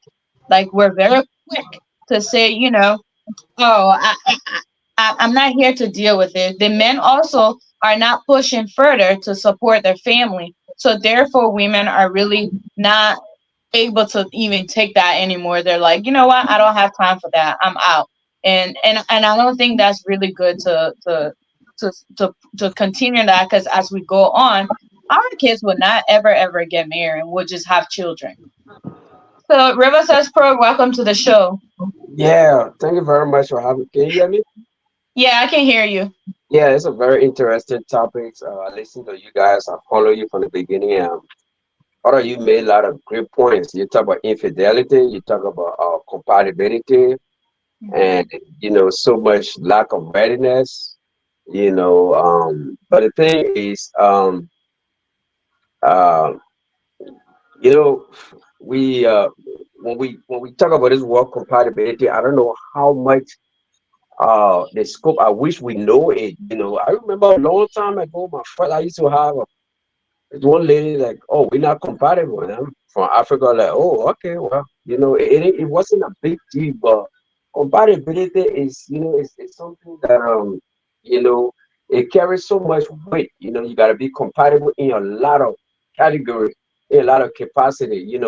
The things you do, the things you share with each other, in terms of your finances, in terms of the way you save, in terms of your social interaction. Compatibility is like a whole package. You could be compatible with a person in one aspect, and then the other aspect you're lacking. In few other aspects you're lacking, and that's a problem too. So I don't know if I was going to ask you. I don't know. Have you ever done a compatibility test? Like, how is this compatibility thing? I know, how does it come about? How did it come about? I hear people using it, but like, how do you know? Is it like a test? Would you do like a characteristic test where you can say, okay, let's check this one. You must say, we love soccer or we love football. Check this, that. So I don't know, because that's one of the major things for which people, it's one of the causes of divorce. But this compatibility, how well do we keep making the same mistake and just hear that word because it sounds good? Look, I was on this one show, and the lady been with a man for 9 years. She said 9 years. I think it was a few days ago, and she said she just left the man. She said the man told her, the man looked down on her. The man told her that she's not adventurous. Like every time, oh, your friend can do this. Oh, your friend go out and you just stagnant, like water in the pothole. You can't move, and she said, so I said, so you hung around for 9 years. She said, yeah, because that societal pressure. You're a woman. You don't want to leave the man. That African. That thing that keeps us together. People kept telling her, oh, he will change. He will get better. 1 year passed. The second year, third year, it went to 9 years until she got tired. So you say you're gonna have another. This topic is very broad because I love the social area. When you Right. discuss it, you're gonna take divorce, parenting, cohabitation. All these things. Those are things I like to discuss. I try to get away from like brain politics a little bit. So I was saying that. Finally, I was saying that the pastor, we can limit this topic to just religion. There are people who that they are neither Christian or Muslim. We need to respect their right to their view. Yeah, they don't go to church, Of course. they don't go to the temple, but they got a they got a union too. So we have to look at it from different sociological perspective rather than just saying, God, look, don't get me wrong. I teach Bible Sunday school in my church, but there are some issues even when I'm doing my Sunday school, I kind of like relate biblical thing to today's happening, because you can't just dwell on what happened to the children of Israel. Yeah, you're not the children of Israel anymore. You did not cross the Red Sea. So bring that whole story and do the comparison and contrasting to real life. How so that's how I do my stuff. So it's good. I mean, you guys doing a wonderful job. I listened to all the points you made. They were all great. I mean, you're doing good, and thank you very much for the show. I mean, y'all keep bringing these kind of topics because these are things that affect people our everyday lives. You know, everyday divorce is like you said, like you said, it's skyrocketing. It's, you know, it's up there. Like, it's not easy. You look, if you don't go to the court, you don't go to the court, you won't really know, because people don't go on Facebook. Everybody try to present the best image of themselves, you know. But how many people go on Facebook and tell you that I'm divorced? No, they would not, because Facebook, you know, is about image, you know, of consciousness. So yeah, thank you very much for the show. Is, like I said, the topic is great, and continue what you do, guys. We'll continue to watch your show and keep bringing these topics, and hopefully the platform can get bigger and bigger, and then we can have more social interaction. Amen. Thank you for that. Um, just to quickly like address that so I can let everybody else speak. When you said what is the whole compatibility thing, Mhm. I actually asked myself that. What, like, how do you get into a relationship and you might be compatible today, right? Yep. But we're all human beings, we're evolving, we're growing. And as you grow, if you're communicating and if you consider yourself as a married couple, in my opinion, I believe that you should grow together. And when you notice that you're growing apart, there's something that you're supposed to do. You guys are supposed to, get back on that same track, because in my opinion, when you decide to get married, you're Mhm. signing that contract and saying that, hey, together we're both gonna walk this path. Yeah. And when that path, if one person starts to drift off, somebody else should be able to have a heads up and say, hey, we're not back on the same path. Can we keep it moving? Yep. And when that problem comes, then you should be able to resolve it. But I feel like in our society, everybody's like, oh, we grew apart. Like, okay, when you started to grow apart, what did you do to grow back together? Or like, what was those things that you call yourself compatible in the beginning when you're trying to date or court, whatever you call that word in your own, understanding? I feel Mhm. like people are not taking the people are not speaking what they want. They're not setting those boundaries. They're not talking about those things that is important to them, that is like a deal breaker. Like, hey, if we were to get married, this is what it is. Where one, we go back the physical. Oh, he's handsome, she's beautiful. Okay, second, I'm telling you now, in 2024, she's beautiful or he's handsome too. He got a good job, he's making money now. Okay, did you ever thought about tomorrow? What if he lost that job? What are you bringing there as well? Is that the compatibility they're talking about? So to me, it's just, I think it's individual based, and people in general are just seeking the next best things, in my opinion. That's where they just sit there and decide and say, hey, we're not compatible anymore, because they saw something else in that moment. Now people are living in the moment. They saw that moment and now we fit with that. So let's jump on that. Yeah, let me, before the brother can you quick, so I know they will make it part of their answer too.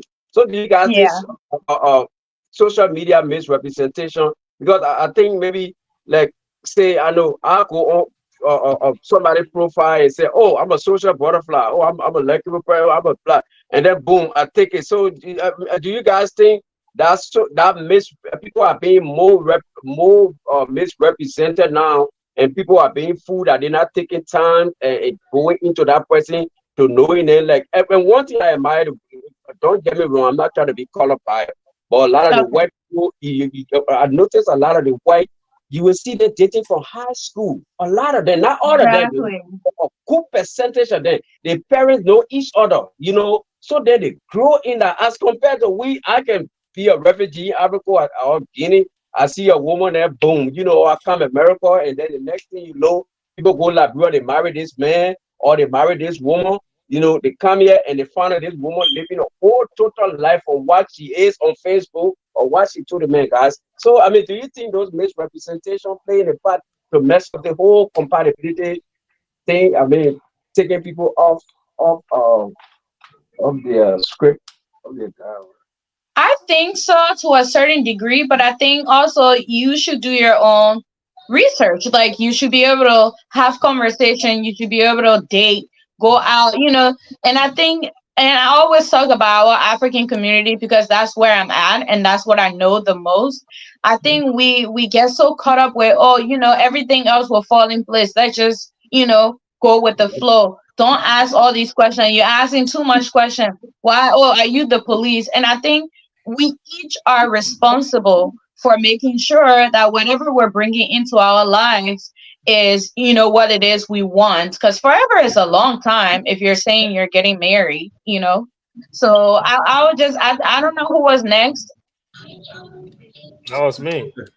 All right, we're gonna let Sure, was Andrew you, go. Lawrence, since you spoke before me, you haven't spoken yet. Man, you left first, man. So River Pro asked a question, and I want you guys to answer my question too. Yeah, that's why I wanted to just Yeah, go ahead. Just answer Lawrence, before go I ahead. You take your minutes. so you see the last time we had the show, I mentioned the same thing about what he just mentioned about American children or people in the West that get they start to date from high school. I mentioned that before that it used to happen in our community, in our tradition, in our society, but we look at it as brother and sister thing where the little kid and the other one they grow up together, they play together, they start becoming adult and they start playing. They say, "Oh, you my girlfriend, oh you my boyfriend," but then at a certain point in time, the parents will begin to say, "No, I mean you don't know this is your sister, this is your sister," and then at the end of the day they just trash that thing out and let it slide. They say, no, you guys can have a relationship.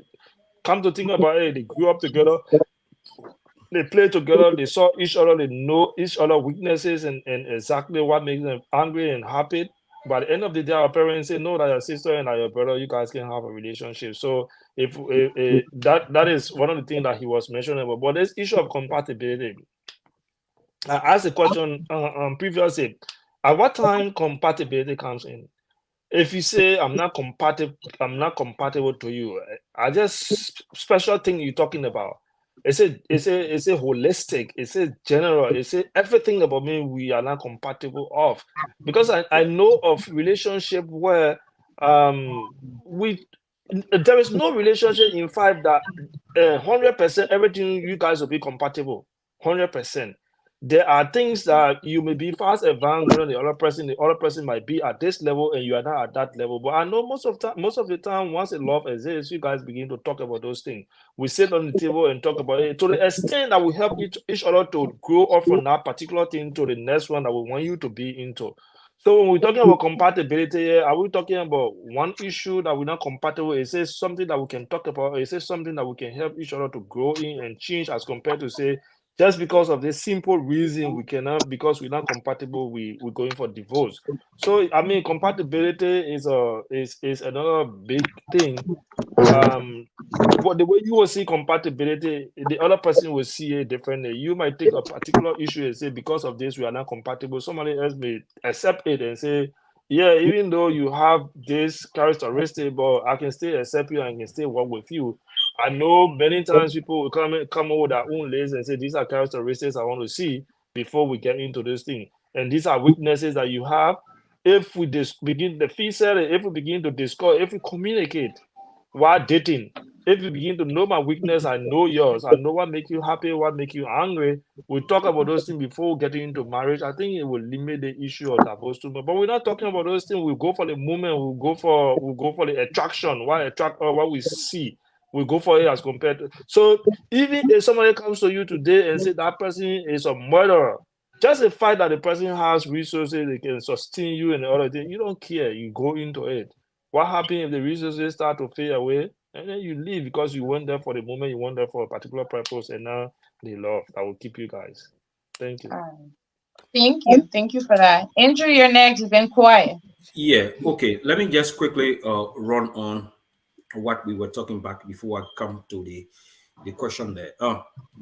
We were talking about the Black community and something concerning about the issue of the divorce, where we attributed it to maybe 30.8%. Let's say around approximately 31%. That have huge divorce rate so far. But when we come to the issue of the divorce, someone says, and a survey says that education play a key role in divorce. And they said the survey shows that people who are highly educated tend to stay longer together. And the survey says it shows that divorce rate depends on education level. So the more educated person is, the more likely they will stay married. That is a survey that came out, and it says the National Center for Health Statistics found that 78% of college educated women were still married 20 years later compared to women who only have a college diploma. And Yeah. education also, according to the survey, plays a key role in marriages and in divorces, because if you are not highly educated and a guy is highly educated, or the person is highly educated, he or she want to leave you and go somewhere else. But let's go to the issue of incompatibility that was spoken about here earlier. I think in my opinion, I said people have behind incompatibility just because they want to leave their partner. Because when did they realize incompatibility? It is after 3, 4, 5 years. If they after you having 5 children, they are all grown. When did you realize incompatibility in a relationship? So my thinking, the thing of incompatibility is that when people try to mess up, they use that word incompatibility because it's a legal word that make you easily escape. Yeah. It's an easy route that people use because no one can define incompatibility. Lauren will say, well, what would be better for good for me? I mean, you don't like, I can work with it. But once the person uses that word incompatibility, that means the legal people are going to hold that one because you're not going to force a man and say they are incompatible. When they hear that word incompatible, that means there's a gap. That means there's a breach already there. So nobody can move in between. Because in order to get to the other person, the person have already put a gap because you are talking about incompatibility already. So in my mind, people have incompatibility because they want to leave a relationship. But when did you realize incompatibility? After spend 10, 15 years together before you talk about incompatibility. So I mean, it's a poor excuse that the legal luminaries are using and to eat money from the divorcee so they can be able to get money for themselves. But in my mind, people use it just to escape. It's an escape route because you may not, smaller they don't give any concrete reason why they are divorcing. No one is supporting infidelity. But Lawrence said, "Oh, isn't there any something that we can talk about? Some people did it, but then again, they reconciled. They came back. And like the case I was telling you when I started reading, my friend with him. And now he's running, begging his wife, going to the white people place, begging all over. After he done all of those things, she filed him divorce. Now then he running in.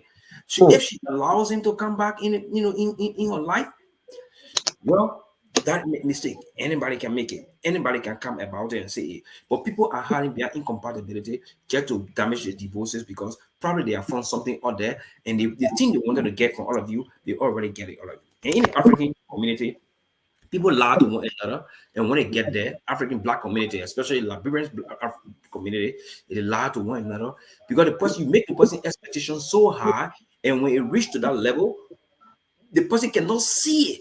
He says, "Hell, you lying to me. What I expected you to to do, you didn't do it. You as you said you were X, but now I see you to be Y. So I cannot live in such a relationship. Probably that person will leave her, and then the other person will be a laughing stock. So in conclusion, from my end, people are hiding behind incompatibility. That wall, that legal wall, is hiding behind it because it's an escape route to be able to break their marriage, and nobody should hide behind it. African American or black people, they don't respect each other. That's one of the key reasons I'm breaking the marriages in that community. All right. There you have it. Thank you. So, Jimmy, you're up.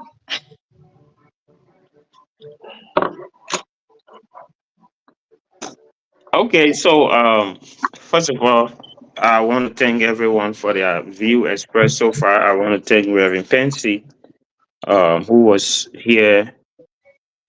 There are a few things he said that I disagree with. Number one, his assertion that the court is responsible. I disagree with that.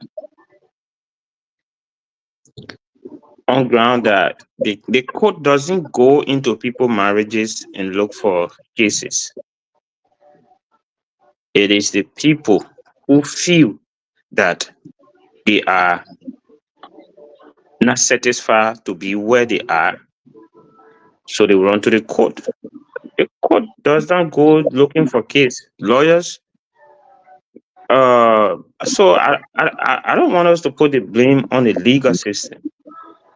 My only problem with the legal system is that they make it easy, but they are not the one that instigate divorce. It is somebody in the marriage that feel dissatisfied, that runs to the lawyers or runs to the court. Now, let's look at the divorce. Let's look at the religious statistics.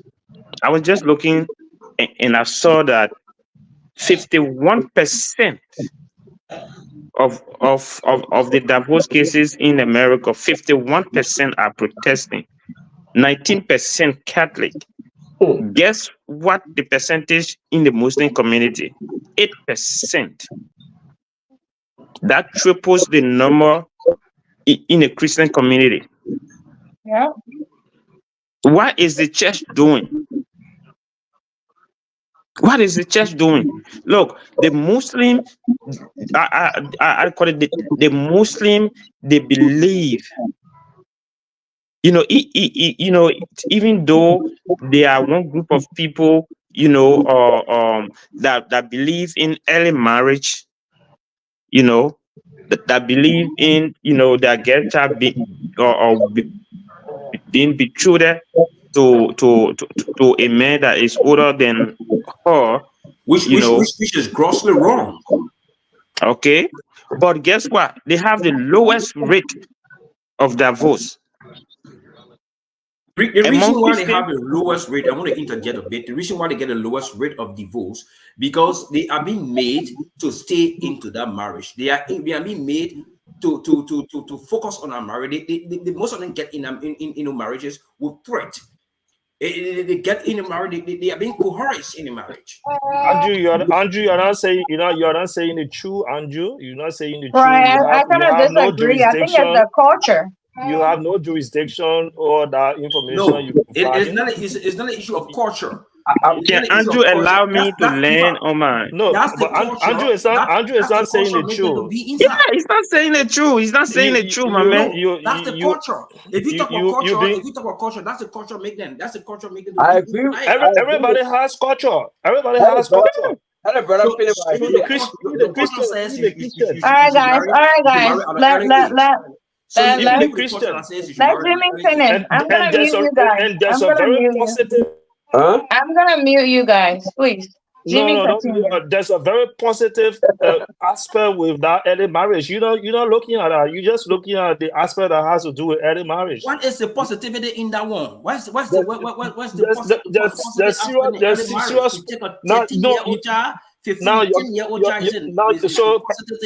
So are you saying? Let me make this point. Are you saying that is important to go through fornication before marriage? Is that something that you agree with? Well, can you do fornication before marriage? No, it's not another debate. That's another debate. So I will just tell you the reason why people do those things. They say, look, you know what? You stay young. If we allow you to reach a certain point before marriage, you might fornicate, and which is a sin. So we gave you to your husband as early as possible, so you guys can begin to move on to that. That might be one of the reasons. That might be one of the reasons. When her eyes open at a given level, then she'll be able to leave that marriage because she's forced into it. She was not forced. She's not forced. Andrew, you have no child and give it to her elderly male enough to be her grandfather. You say she was not forced into the marriage. I don't know how many 10 years old children you see getting married to people in Islam or in the Muslim community. So you have no data. You have no information. You're speaking from your mind is fixed. Let's not leave it. We should not go into that. On this platform, something that you don't have control or jurisdiction over to speak to. Go ahead, Jimmy. Guys. We'll save another time. We'll save that one for another time and discuss it. Yeah, there's a very big platform where you providing information. A lot of people listening to you don't come with fixed mind. No, I'm not coming with fixed man, Lawrence. Let me. All right, Why guys, is come on. fixed? Andrew, Guys, why Guys, is fixed? we'll discuss that another time. Culture is acceptable. Culture is something that if you look at the definition of culture, even you Christian, a 10 or 13-year-old child, the culture should get. how many 10-year-old children? Show me one. How many 10-year-old children you see getting married? Lawrence, let's say that. No, show me one. Show me one. Or that hearsay and they say. No, not hearsay and they say. It's statistics. But what is statistics? I've been into that. Let's leave it at it is. Okay, guys, please. Where you got statistics from? Lawrence, on what platform? Just reference me. No, Master been into it. Master been into it. Show me the reference. I will go to read. Lawrence. I want to reflect on this issue, right? we should not diverge from the topic right now. If you want to make like one topic for the camera, you diverted the discussion. And when you divert the discussion and you providing misinformation, will put okay, guys, please. We'll put you to check. People, teenagers have been married. Studies show that teenagers have been married. All part of Africa, guys, in Asia. Excuse me. And they are all Muslims. Because the point Jimmy provided, he was giving statistics on divorce percentage. And he talked about 8% in Islam or amongst the Muslim people. Yes. Your reason was because they're being forced into marriages. Yes. They're being forced into marriages. Have you seen a grown up being forced into marriages? Even in Christianity. What the parents will say, you have to go into this. No. So don't relate it to Islam. You say, oh, they don't want you to do X, Y, and Z. So maybe at a younger age. No, because you mentioned kids. No, we say early age. Okay. What is the definition for early age? So that 10 years old is the early age. Your definition for early age is 10 years. Excuse me. Is that a definition for early age? 18 years old could be your early age. At the age of 18, you are a woman. 18 years old is an early age as well. So most of them do get married at 18. Even 24, even 24, 22, 23 could be your early age. You're not saying the truth, Andrew. They get married. The two want to get married. Okay, excuse me, guys. No. Excuse me. If you have this religious intolerance, then you're not being fair. No, hello. I think that when you bring to the table, you guys are distracting the audience. Please, excuse me. Andrew should not be providing mixed information on the platform. When we we'll put him to check. Lawrence, I understand that, but we can discuss this at another time. Please. You guys have already made the point. Please. Lawrence should take that. I don't have religious intolerance. No, that's what you have. If somebody gets statistics and you come up with wrong information, you say this is happening because of this, and you're not providing any statistics, you're not providing any reference. You saying it for your mind or because the way you think and the way you see the other group of people that are religious intolerance. If you don't stop. Religious intolerance. So that one it was a strong. Mama, I'll see you later. No. You guys, hello. You didn't know my track record. Why would you say something? I'm saying about religious tolerance. I don't have to know your track record just from the statement you made because somebody referenced. Guys, I'm gonna remove both of you guys. You can call each other and talk back. Just mute them. They're all muting themselves. Because somebody make a reference to a now your group of people, so it's not satisfactory to you. No, so that's what that one made you intolerant. Listen, I'm gonna have to remove both of you guys, call each other, and discuss that. Lawrence, Andrew, I would not sit on this platform. I would not sit on the platform to provide information that is incorrect, and you expect me to keep mute. Do you know how many friends and relatives are even getting Islamic community? Excuse me. You don't. I'm gonna remove both of you guys. You can call each other. Okay. You don't have any proof to show. All right. Let's continue the show. I'm sorry. They will come back. So, Fee, I was giving the statistics.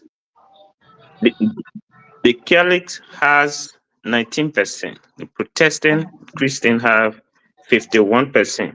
Then they have another category that they call born again with 33%. Okay. The Muslim 8%. My thing here is that the church that is supposed to be a bedrock of society has failed in this area. You Okay. remember we had a discussion here before about how do you call it, the church encouraging how do you call it, or the church encouraging premarital how do you call it, how do you call it, dating. We had that Yeah. discussion here before, Yeah. and a lot of churches, they preach against even young people in the church befriending other people in the very church. They call each other, how do you call it, brothers and sisters. But the church is not providing the education Right. that is required to grow the young people, to make them understand what life really is. The church only preach the offering. I don't call it, yeah. Some of the churches, I call it, some of the churches preach salvation, but Prosperity. yeah, but this aspect of the church, marriage, is being poorly handled by the church. There's no education. A couple getting married, they inform the pastor. The pastor only have 1 month for counseling. Mm-hmm. How well, I don't call it. I mean, what is that? What is that? The pastors are marrying people from the very congregation that they do not know. You have you have never have a premarital counseling class for young people, that they have attended, and you see them, attend, you educate them on the value, or on family value, and marriage.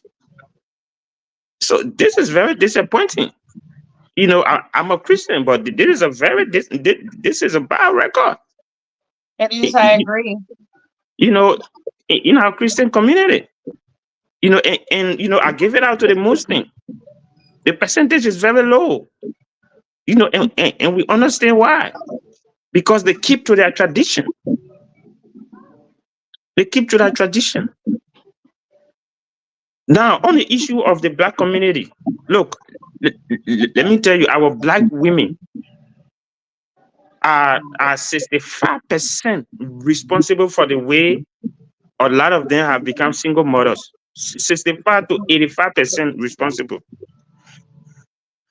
Our Black sisters have not been trained I agree. how to even take care of a home, because they believe that especially in America, they believe that at the age of 18 they are adult, or they can do whatever they want to do. Some of them even leave their homes and go, start living by themselves. What are you going out there with? What are you going out there with?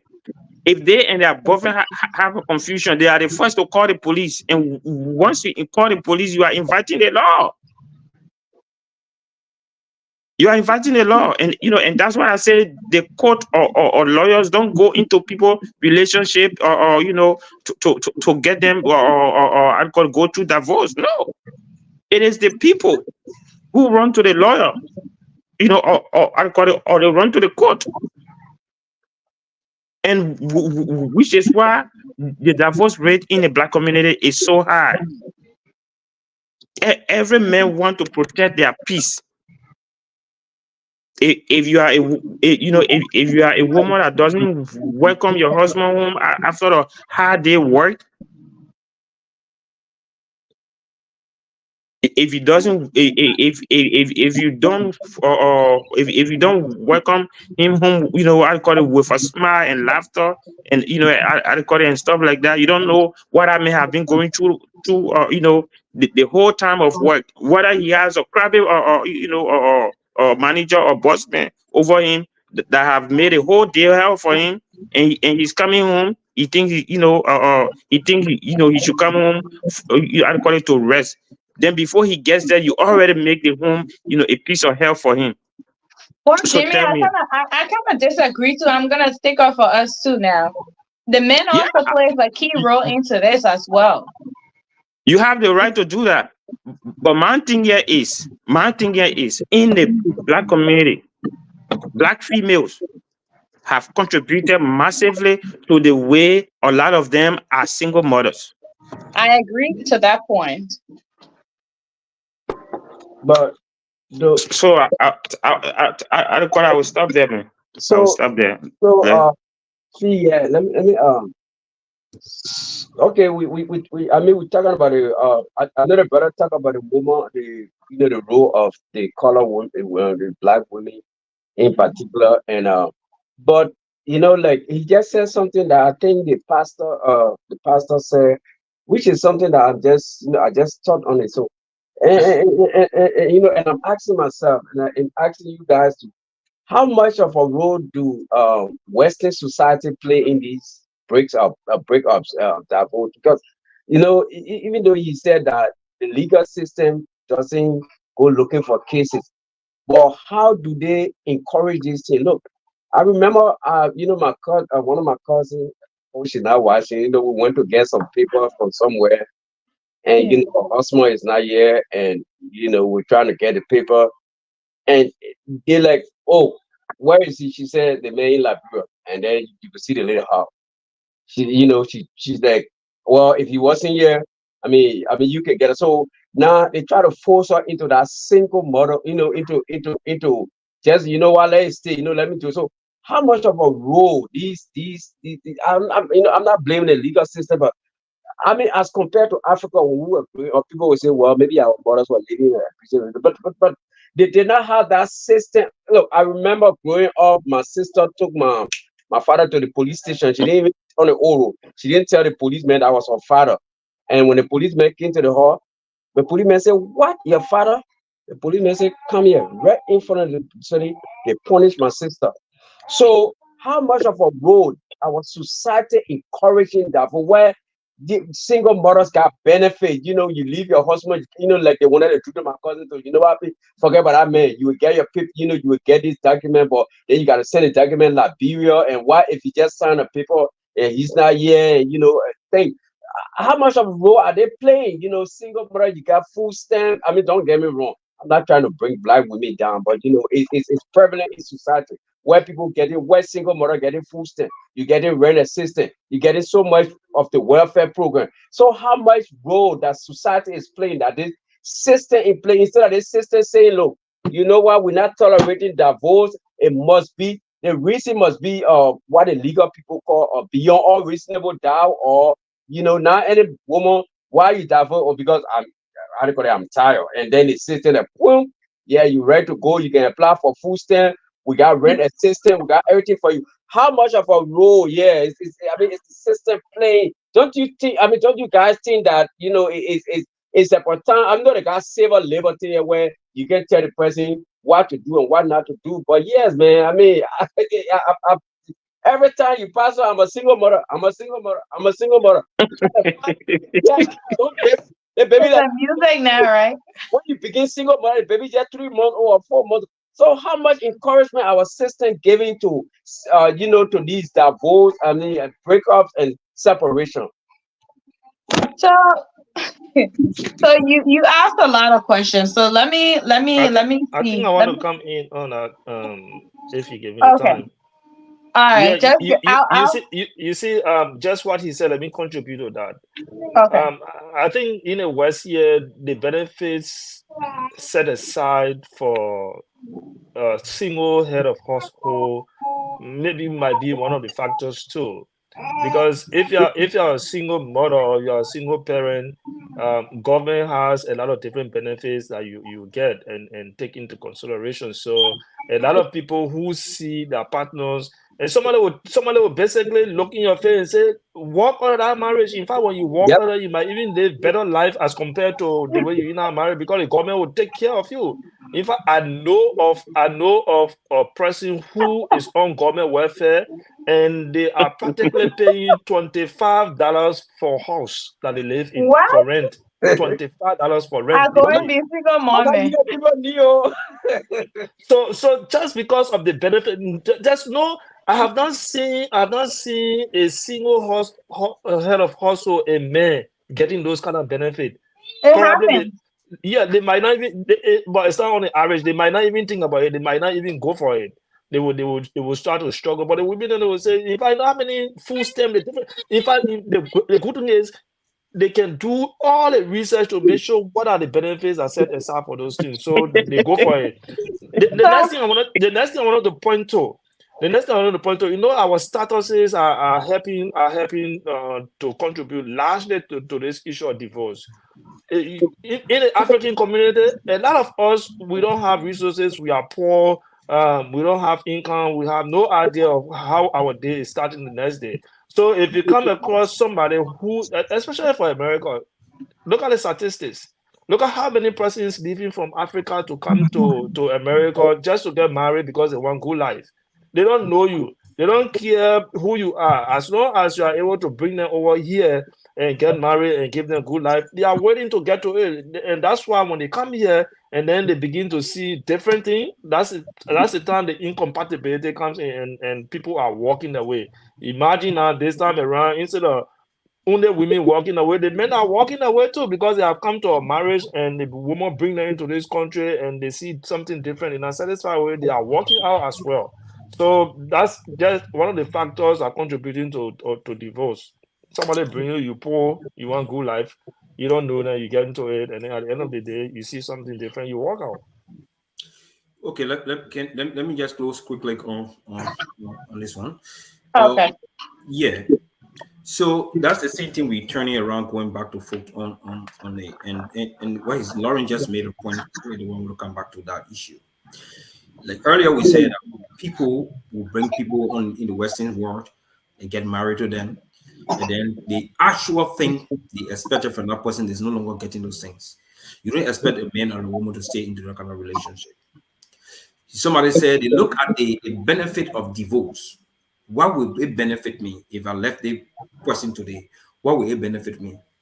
So they do the research, they go all around, know how gonna why someone will be paying $25 per month only for rental, only because they want to divorce.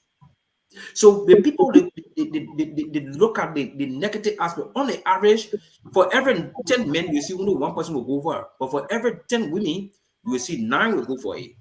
If there should be 9.5 cents, you will see that. So that's the issue. It happening in the women and the one most of them go for someone to see, especially when they benefit from it. If I get divorced today, okay.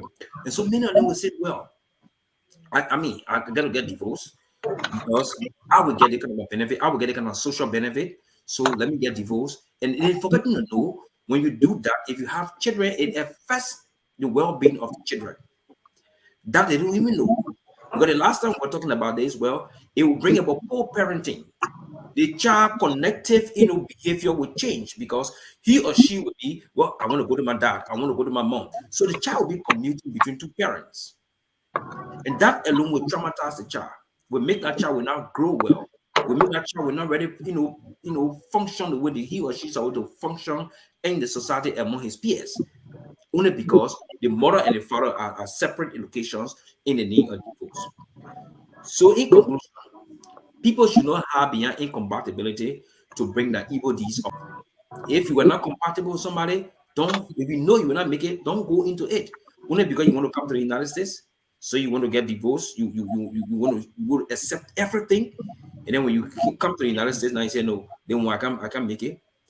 You should cross all your T's and dot your R's before you get into any kind of a thing like that. Because the Bible itself forbids on divorce.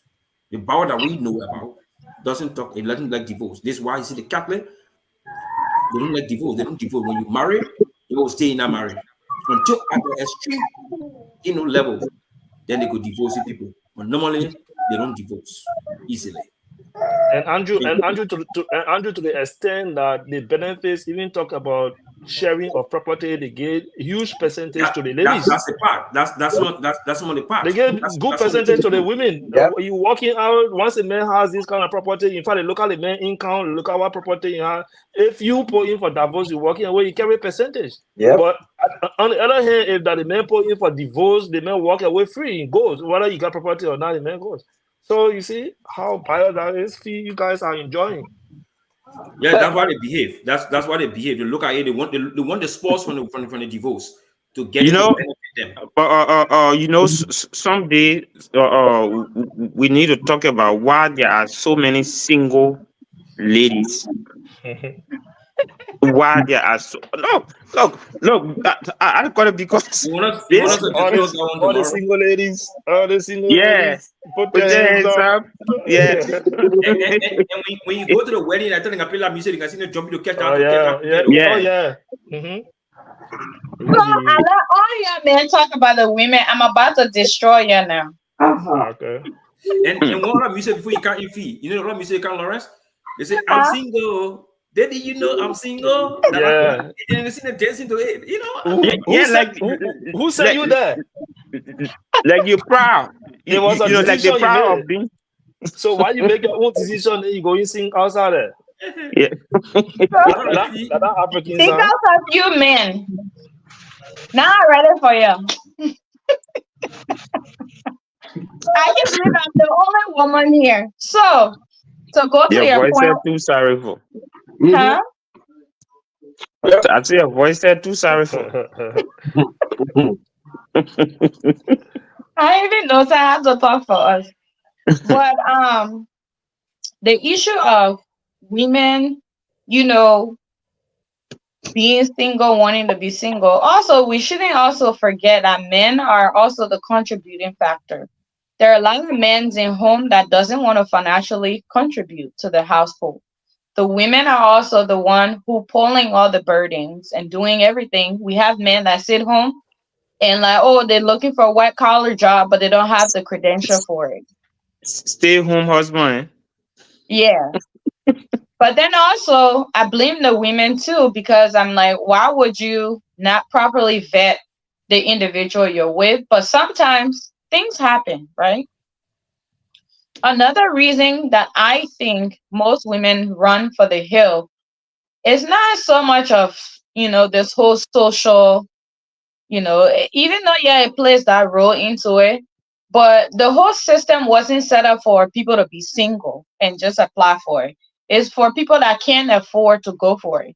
But us women, and I'm saying us because, hey, why not? We tend to go that route because, one, things aren't cheap. We have these children and we need help. When these women go for counseling, the counselor, the number one thing that the social, whatever, I can't even think about the word. But when you go to, let's just say, now you're single, you have 3 children, and you need to take care of them. You can't afford to pay the rent. You can't afford to do X, Y, and Z. Vice versa when you have everything. And I will also tell you there are people that are married that don't report it, and they're on these benefits. So we can't just look at just the single women as well. The husband or whatsoever, it's somewhere else, whatever, taking advantage of whatever the situation is. But I think the number one reason that women are so easy to do is because the system made it favorable to women. When you first thing happening is, as soon as a woman find out there's no man in the household, we run to the social network because they will be able to contribute to us by telling us, hey, you know why he's not there? And then women start to like exaggerate situations that didn't happen to make sure it favors them. Another thing we discussed on here that I really wanted us to talk about is the fact that we said, yeah, women are saying, we talk about abuse, right? This whole abuse things, there's a system. Sometimes when I look at it, I'm like, women are the only ones like reporting these abuse and things like that, right? But there's a system in place. Whenever I hear someone say, I left a relationship because of abuse. Can you guys hear me? We hearing you. Okay. Someone said to leave the guys.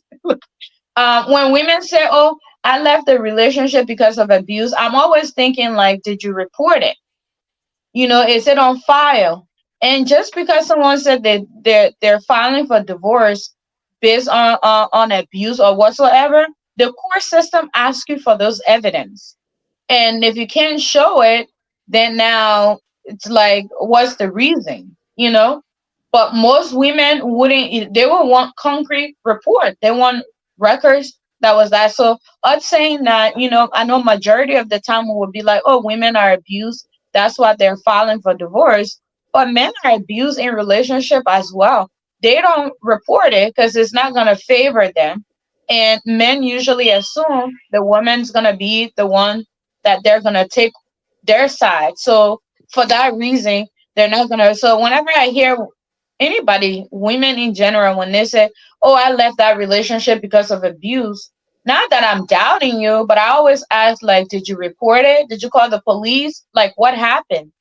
And because men, the black men in general, are saying, "Oh, if you call the police, it's not good for us." That's why some of these relationship is going undercover, where people are being abused for such a long time.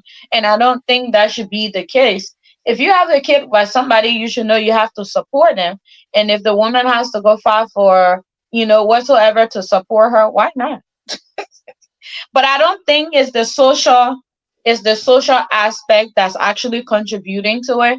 I think the problem is from our roots. Our mom and dad, like the older women and the older men, holds a lot of responsibility of why relationship is not lasting, in my opinion. Nobody is teaching anybody anything because they assume the generation is different. And two, oh, if you teach them, they will do their own thing. No, your role is for you to teach your child how to be prepared for the world to come. And if you're not teaching them, how are they gonna be better? I rest my kids. See, beyond that, I think lack of preparation also is contributing to this thing. People But how do you getting prepare when you don't know if your parents are people, not teaching you that? but I mean that initially I said peer pressure, your family forcing you into this thing, and somebody giving you direction, because we in the black community, we don't take all the decisions. Our decisions are influenced by our parents, our family, our peers, and certainly because sometimes too, some of you guys want to just have this colorful event called marriage. And somebody say, yeah, because you feel you're getting old. In fact, that's it. That is one of the most worry of most of the women. They say, I'm getting old up to now, I'm not married yet. So anything come across, they're going for it. As far as they know, they are getting old, they want to get married. So that colorful event, you're getting in the car and you do pimping, you take pictures and put it on Facebook. That's it. That's just an event. It's beyond what It's we a call trend now. that is beyond what we call marriage. Marriage is after that ceremony. So they don't look at that part. In fact, there are marriages that are rare after the ceremony. There's already issue in the house before even you reach to the house. Even Oh at yeah, the because they're taking You loans know, to have these lavish weddings. yeah, beyond that, even at the ceremony, no understanding. One person is screaming at the other person and saying something to the next person, and then they have that issue with them until after the ceremony they go home with similar thing. So I mean, there's a lot around divorce and marriages. Yeah, Lawrence, one of the things that we have not mentioned here, which is why I'm gonna put it to you. divorce is so high, Mhm. is the lack of submission of women. Look, the Really? issue the issue of equality in marriage What's wrong with that? is too high. Look, let me tell you, there are women who will submit to their pastor, call their pastor daddy, call their pastor, names, Google names, but we come home and refer to their husband as that man, this man. Look, the lack of submission in women, I think it's just especially in this respect. generation. In this generation, is one reason why uh lot of them have remained, I call it, have remained single, even in old ages. You see, But look, Jimmy, 1 minute. yeah, I've seen a relationship where the lady every Sunday she has to carry food for a pastor, and the guy sit there, she put all the meat. She said, "But why you putting?" She said, "My pastor food." The man said, "No, the food I'm going today." And you the see, only way we'll go, the only way we'll go to put all our feet, that meat back in my soup. And then yes, like a pastor. So why are you giving so much attention? Yeah, it's a pastor, it's a religious person. He's a human being too. I you saw nothing. deserve all the respect, I deserve all the love, I deserve all the care. So why you so those things, I mean, are sitting there and seeing that you respecting another person in home or outside Yeah, the home as compared to me when you come to me and giving instruction, you say no, only because the pastor have given you some revelation. And you were. so She will go to work. She will go to work and bow down to a supervisor yeah. and come home and abuse her husband. You know what, Jimmy? You And, and struck a say point. I and say it's good watched. for I nothing. watched this. Okay, so I watched this. I listened to a podcast this week, and there was a question posed and said, "Why is it that women, the black women, can go to work and conduct themselves properly, but when they come home, they don't know how to conduct themselves?" And the Because reason is because of the paycheck. You know that they hold your account, but then also, why can't they do it at home? Also, the men aren't really living up to what they're supposed to. Why you even carrying the paycheck? If you're doing it for the paycheck and nobody to the house, why you want a paycheck? For First, herself. we think see, that you should go for the paycheck and make yourself and make the family happy. That's why you go there. So when you go there, nobody say go and be so pompous or don't follow instruction. You can follow instruction, but what we're saying here is, as you come back home, because that's one of the reasons why you're going for your paycheck is at home. So let the home be happy, let the home be satisfied. Come to think about it, you get all the thousands, but you coming home and nobody home. You just alone. You in that house and ball. So yeah, what's the essence of the paycheck? You just go where all the fine clothes you pass around, and the only thing on your mind now is this clothes will attract another person to talk to me. But I'll be long Mm. gone, and you're not going to get another person like me. Find a man like me and tell me thank you. Hey. Yeah. you see, see, Mhm. we are all discussing these things, and we got sisters, we got mothers, and we see these things happening every day. No man feels good to see his sister, you know, just single and hustling, looking for Yeah. men to marry her. A woman should not be looking for men to marry her. Right. You see, a woman should not be looking for a man to marry her. The Bible says a man shall leave his mother and father. But now the women The are women, leaving. Look, they're building it off of them. yes, But you saw what happened in is that in Kenya, where the women go in the street, they say the men are not coming yes. for them, they demonstrating, they going for it. And I think it's in Kenya that they passed the law that I think one man Oh, can have more than two, three wives because yeah, of the number of women. So Wow. people are now making themselves a citizen of Kenya. And I yeah. think the problem is I will keep saying it. The older women are not really grooming the younger women to be marriage minded and ready. That was the topic that I was actually thinking about. So I was talking about why is it men these days that are under the from age 36 and under are not marriage minded? Why? And it comes back to us women. We're not putting a lot of requirements because we're just out there. We're just like, I think See, we're not as uh, uh, valuable as our mothers were. see, let me use you as an example. The reason you are happy in your relationship, How do you know the I'm reason happy? The reason I can see it from your face, my sister. I can see it from your face. I can see it from the way the birthday went and You stuff are like that. happy. You are happy because whenever you on the show, he's sitting right beside you, he listening to the show. Yeah, He's always home. And that's what I see, said. So that's you what see. otherwise he should be somewhere else and don't care. I Look, know.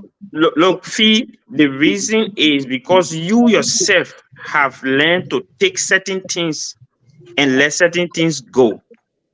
Women these days they are reactionary more than being responsive. Mm. Look, if as a woman, when you react to everything that a man says, you know, it's like you are computing with the man. So And, my and, and question for you: are you saying there should be low expectation from men and no, high expectation from women? no. Let me tell you why. Let me tell you why. Mhm. As a woman, don't never measure yourself with a man. Okay. You see, when you make the man to feel like you guys are in competition, oh, because you do this, so I will do that. Yeah. Listen, man, the man feels like you know you are taking his place, so he step back and watch you. You see, and if the man is not getting his respect from you as he's supposed to, look, that man will complain. I call it, he will talk, he will talk, he will talk, he will talk. But guess what? The day he stops talking, he's gone. He's gone. And now you there. Oh, if you leave me, oh, I call it, you know how many men want to talk to me when I get dressed and step outside? Listen, man, That's women big topic. you see, and that is why a lot of them are single. And you see, and for me, I got issue with the saying that usually they will say woman Kenya can live on the road. It also No, depends who Oh take no, it it's leaving now. also depends who take the Kenya. It also depends who take the Kenya because when Chris man bought out like Kenya, he take it. On your own. So My So I brother. was saying that. yeah, let love to our man. Men. Yeah, we're coming to the men. Men are like lion. They have this aggressive nature. They think Hunter. they want to. Whether the man is poor, whether the man is rich, that issue of submissive nature is not part of men. Men will No, always think that whether the man poor or rich, if you see men submitting, that means they're just playing the fool to get what they want to get at that point in time. But no men will be very, very submissive like that. And that's how men are made. That's how men are good. Just like lion, they think that we are the we are the one here. We have men always control. want to feel in charge. Oh, If a I'm woman sorry. I was trying to zoom in. if a woman makes a man feel in charge, look, let me Oh tell you, yeah, that woman will enjoy the best of that man. you get it. Y'all be praising men. Women are also the best. My man, we also Women, program we in, my man. we Yeah, my can man. do So our yeah, women. I'm about to leave now. I got something assignment to do. But look, thank you very much, you guys. The show was great. I will still be watching, but when I mean, everybody making a lot of great points here. Sure, it's interesting. And recently, my last thought before I leave, I was in Liberia like 3 weeks ago. So this lady that the horse I was stopping in, you know, that's really why I was I taught on the system and society and other things. So and she mentioned about cultural, our cultural upbringing and things. And this lady, she got like she got two big a big boy, a girl, and she got another, she got 3 children. So see myself, I was walking, uh, how do you call it? She helped my cousin and do some stuff. So I asked her, I said, "Oh, I said that boy." So she said, "Yeah." She said, "Oh yeah, his father is. Those are some of the useless men they got around here." Oh And my God. and then she said something. She said that was kind of intriguing. She said, I was even thinking about carrying it to the gender ministry for child support, but I just left it. And I'm thinking that, it's very rare you hear that in America, especially black Mm. community in America. Ooh, they will find it. They will find the nearest child support center, the nearest everything. But that lady, she told me, she said that I would take care of them on my own. I just need to get a place so I can open my shop. I have been doing my best for them. I would just leave him with his trouble. I would just leave him with God. And I was like, because I'm still long in America, like those are not things that you better hear that from any not just African way of American people. They will not tell you. I mean, don't get me wrong, some of them may, but I mean that's not something that they say in the public to say, oh, I will take care of my child because they know they got place here that you can go. They got a lot of you can go sue that man, child support and other things. So it just brought me. I said, and I'm thinking like a question came to me before I leave. I'll be watching you. So I'm thinking like, what if you were to flip the whole everything to Liberia? And then make the people in America to be like us, where you get access to nothing. Would that change their perspective? So, in other words, take all the benefit that single that both woman will get, maybe with child support, all the things, take it to Liberia, and then you know make America to lack of all these things we got over there. Will it change the people, our people over there? Will they gravitate more towards those kinds of things and start, putting in for Davos because they got all these stems and they got all these things? With the American people, I mean, how would they live with all these systems? Will there be more cohesion between husband and wife? Will there be more respect because they know that these benefits have been taken away from them? So that's what came to my mind, guys. That that if you can share that thought, it came to my mind. I just thought that to hear that lady said that I will leave this man. People chat was like 14 years, so the girl should be like 12. And I'm thinking like, wow, and she got another bit, a little child. So it just comes to my mind. Is this something more cultural? Is this societal that I was growing up? My mother would never, even though my mother and my father was not that good, but those were things that were not prevalent in our society. So is it more of a cultural thing? That's what came to my mind. But I'll be watching you guys. Thank you for the show again. Thank you. It's great. I don't know what next week topic will be. It's just that I don't be getting the stuff. I think I just sometimes I Find just a notification. yeah, I don't get it, but I just pop up some reason you came and I said, oh, okay, then that's good. You But gotta set your notification. you gotta set it. Yeah, on your thing. When you Uh-huh. go to your notification, it will notify you that we're live. Oh, okay, okay. All right. Yeah. Okay. Yeah, so yeah, thank you for having me. Great. I enjoyed the show. Yeah, thank you very much. All right. Yeah, Thank Okay. you so much. Thank you, Reverse Pro. It's always a pleasure having you on here. That Okay. was a really, really great question. yeah. Um, Fee, I think I want to come in with that question. okay, go ahead. You see, in Africa, especially Liberia, the Mhm. mindset about the law is very different from the mindset about the law in the West. In Liberia, people who use the word, we refer to them as wicked, we refer to them as selfish, we refer to them as evil. Whatever the law says, if you are confused, if you don't understand what to do, go to the law. The reason why our society is not fast developing is because we did everything to God instead of using the law.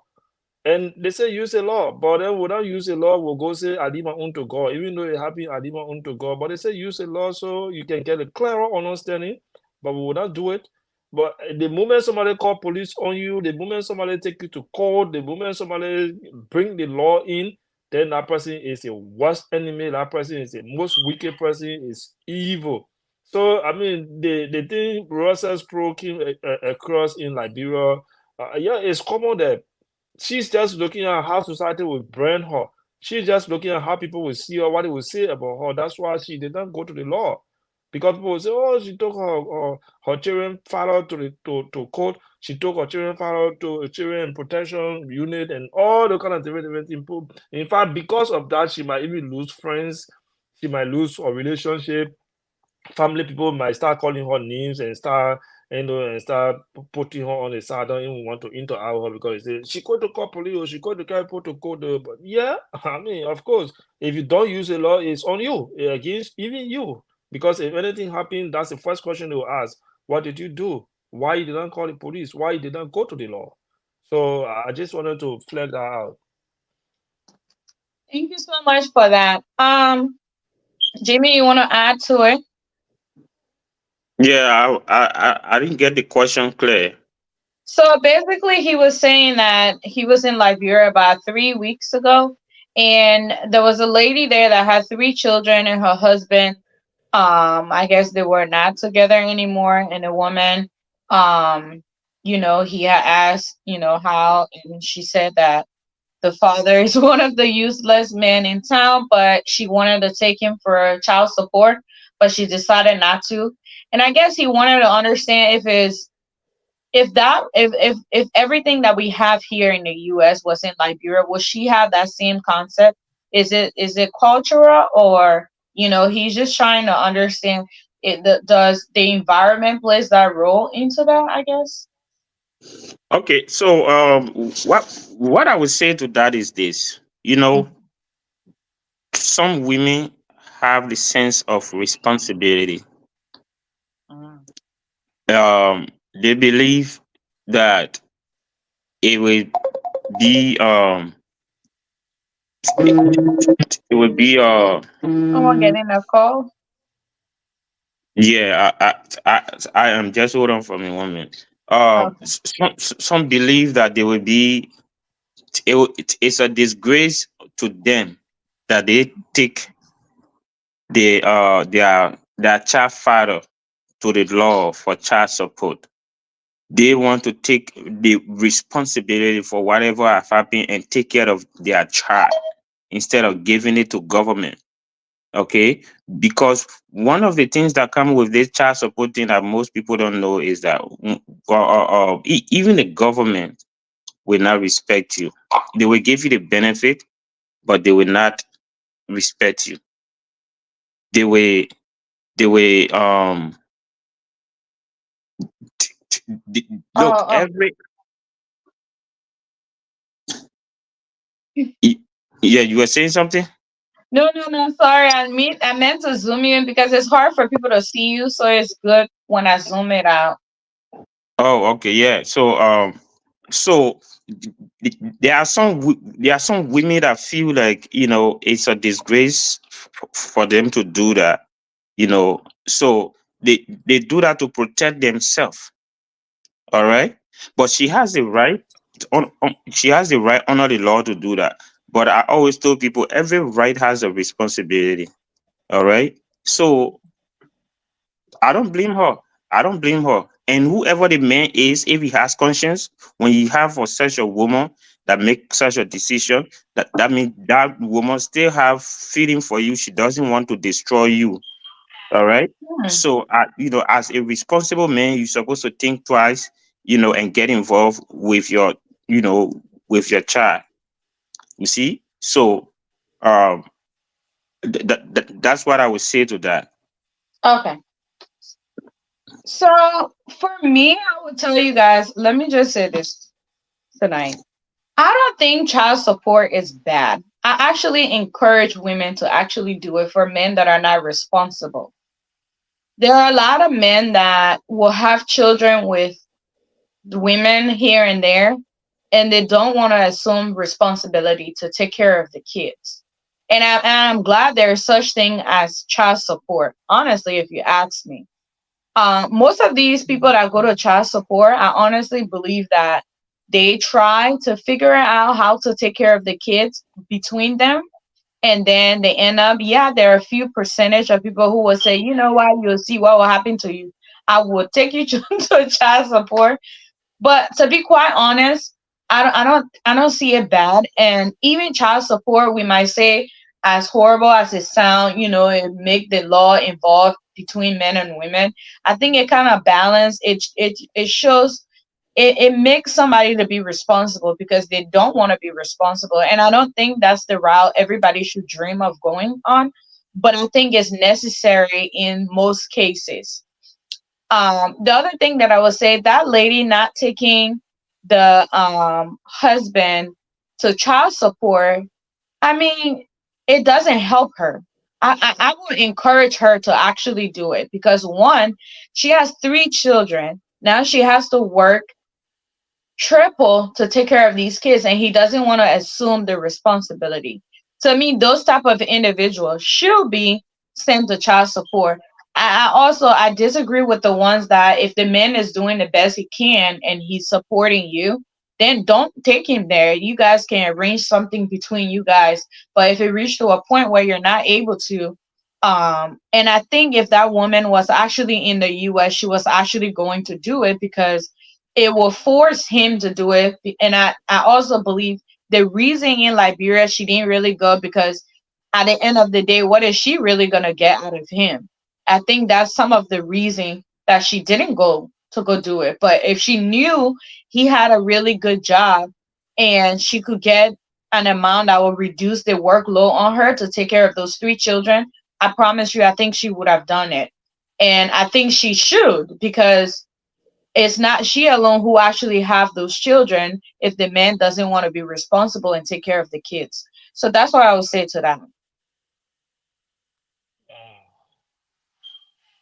Yeah, He said, I think it goes different because this child support thing, I'm one person who especially for me in my state in Minnesota, there are a lot of discussions around in looking look at the law again. yeah, Because when you look at the current law on the book favors women more. In fact, the only thing the woman needs to do is to go and carry the complaint, and then automatically that man is placed on child support. There's right, not too many investigations be done. There's not too evidences being provided. You just need to go and see the man is not supporting you. Now, sometimes those things are influenced by friends or maybe family people, or maybe because you don't want the relationship anymore. You say, I will punish that one because you know the man has to go through a lot for child right, support. So you say, I will punish him, I will just walk away, I'll put you on child support. So I think the law is becoming in a way that if you taking somebody to child support, they're going to look at the both of your income. You have to look at the right. both of your income to see what income the man is earning, because some of the reasons why the kind of support the man needs to give you is not coming forward is because maybe the man income is low, and this is why he can afford, and you expected more or expecting more, and think that the man is supposed to give you more than what he's giving you, so you take him to child support and say he's not providing you child support at all. So there are instances where people take their husbands to child Oh, your network. end of the day, the usual money the man used to give you, Hmm. now because you take the man to child support, the court decides say be giving you $50 or $100. Right. It's even far less than what the man was giving you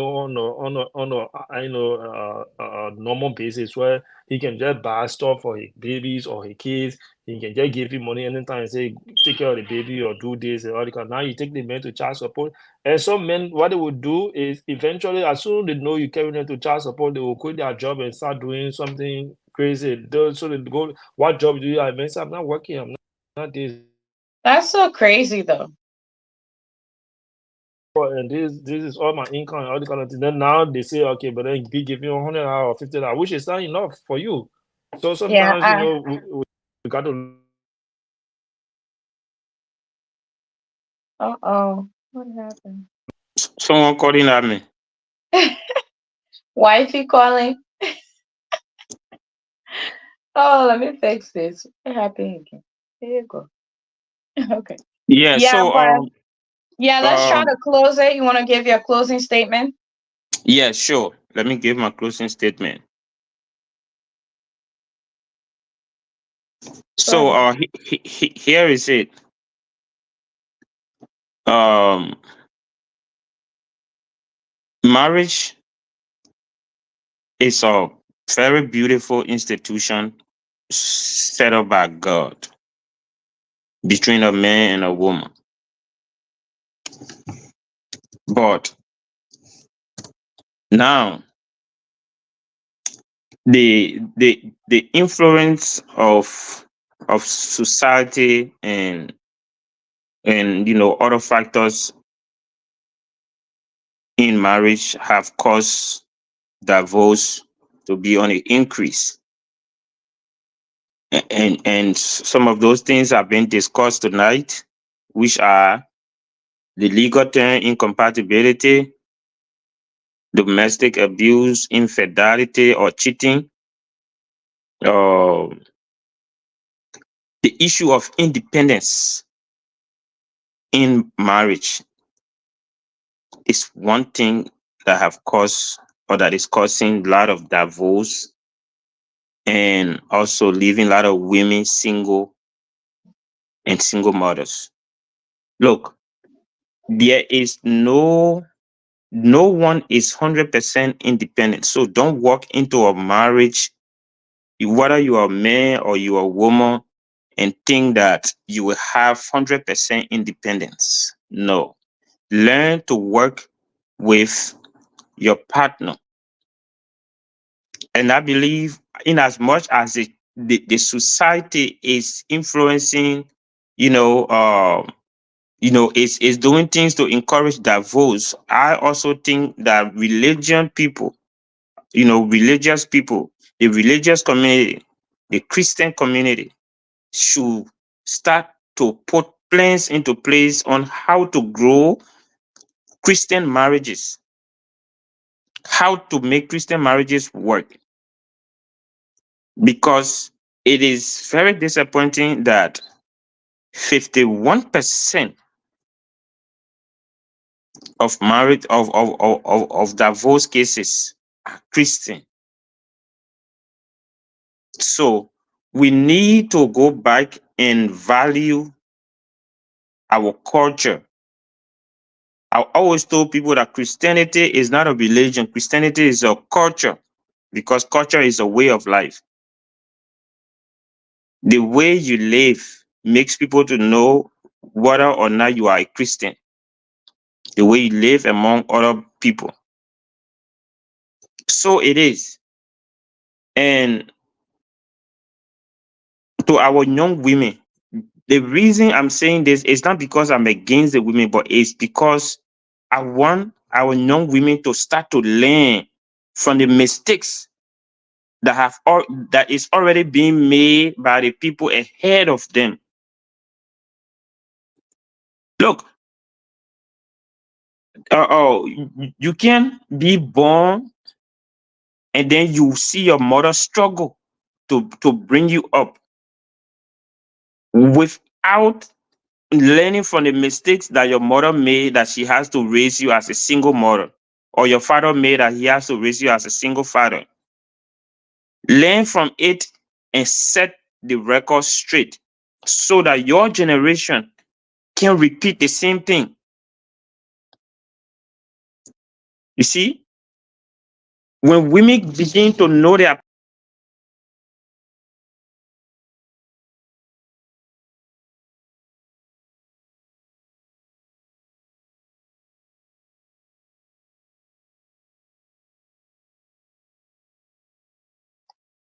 I was mute again.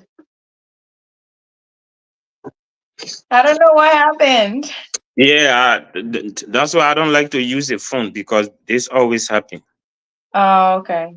When women begin to know their place in the society, they will start to govern themselves, and their value will increase.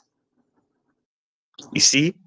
So I'm not against women when you hear me say some of the things I said, but what I'm saying to our young sisters, and our wives who are being model, is that they should learn from the mistakes of their parent. They should learn from the mistakes of their big sisters.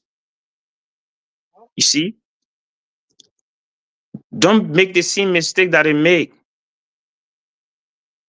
If you see a big sister, insulting her boyfriend, not respecting her husband, or what do you call it, doing things that make her husband angry, and at the end of the day, they divorce and she becomes single, then she start looking for men again.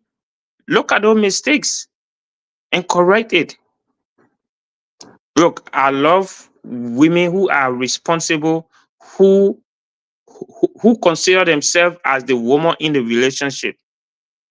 Any woman that knows her place in her relationship, let me tell you, will keep other women away from her relationship because her man will see her as his last bus stop.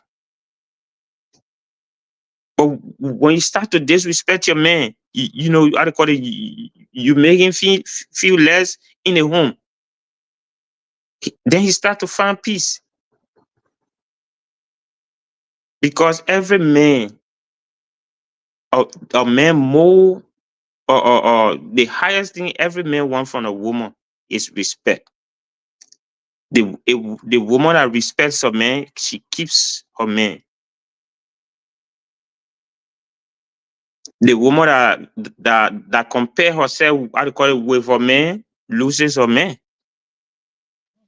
to another woman. And if you look at the ratios of or how to call it, of women to men, how to call it, the probability is high. The probability is high. So that's one thing that women also should look at. There are more women than men.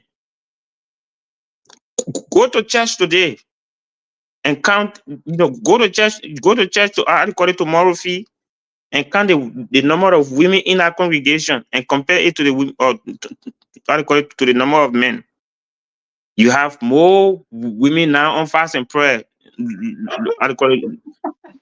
Fasting and praying and looking for a good A man. partner, yeah. Yeah.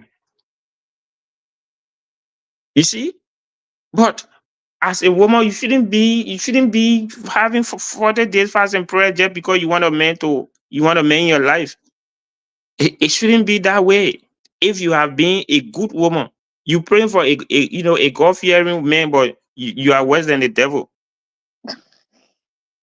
Big internet, please. Do you think God will bring his son into that, into the life of that kind of woman? No. So somebody pray that people been praying, God just look at it and laugh. Yeah. So if you want a God-fearing man, make yourself a God-fearing woman. And don't pretend about it. Be real. All the fake lives are some of the reason why a lot of women are single. Fake life. Because if you appear fake, according to a man, maybe you entice him, there by your look, and then So he, what would, what would you say men are doing too?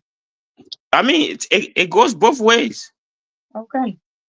It goes both ways. If you pretend to a woman that you have enough, and she comes into your life and find out that you really have nothing, she will leave.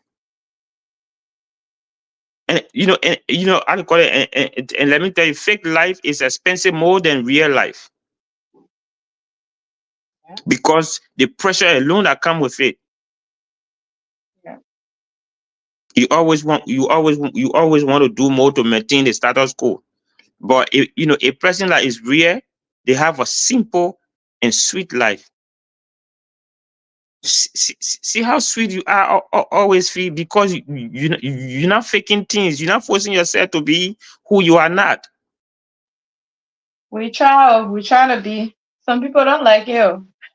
No, it pays to be real. It pays to appear real, and it's cheap. It's less expensive. It's less stressful to appear real. And in fact, there are a lot of people that appreciate people who appear the way they are. Stop naking yourself in the street there, in the name of attraction. You are devaluing yourself.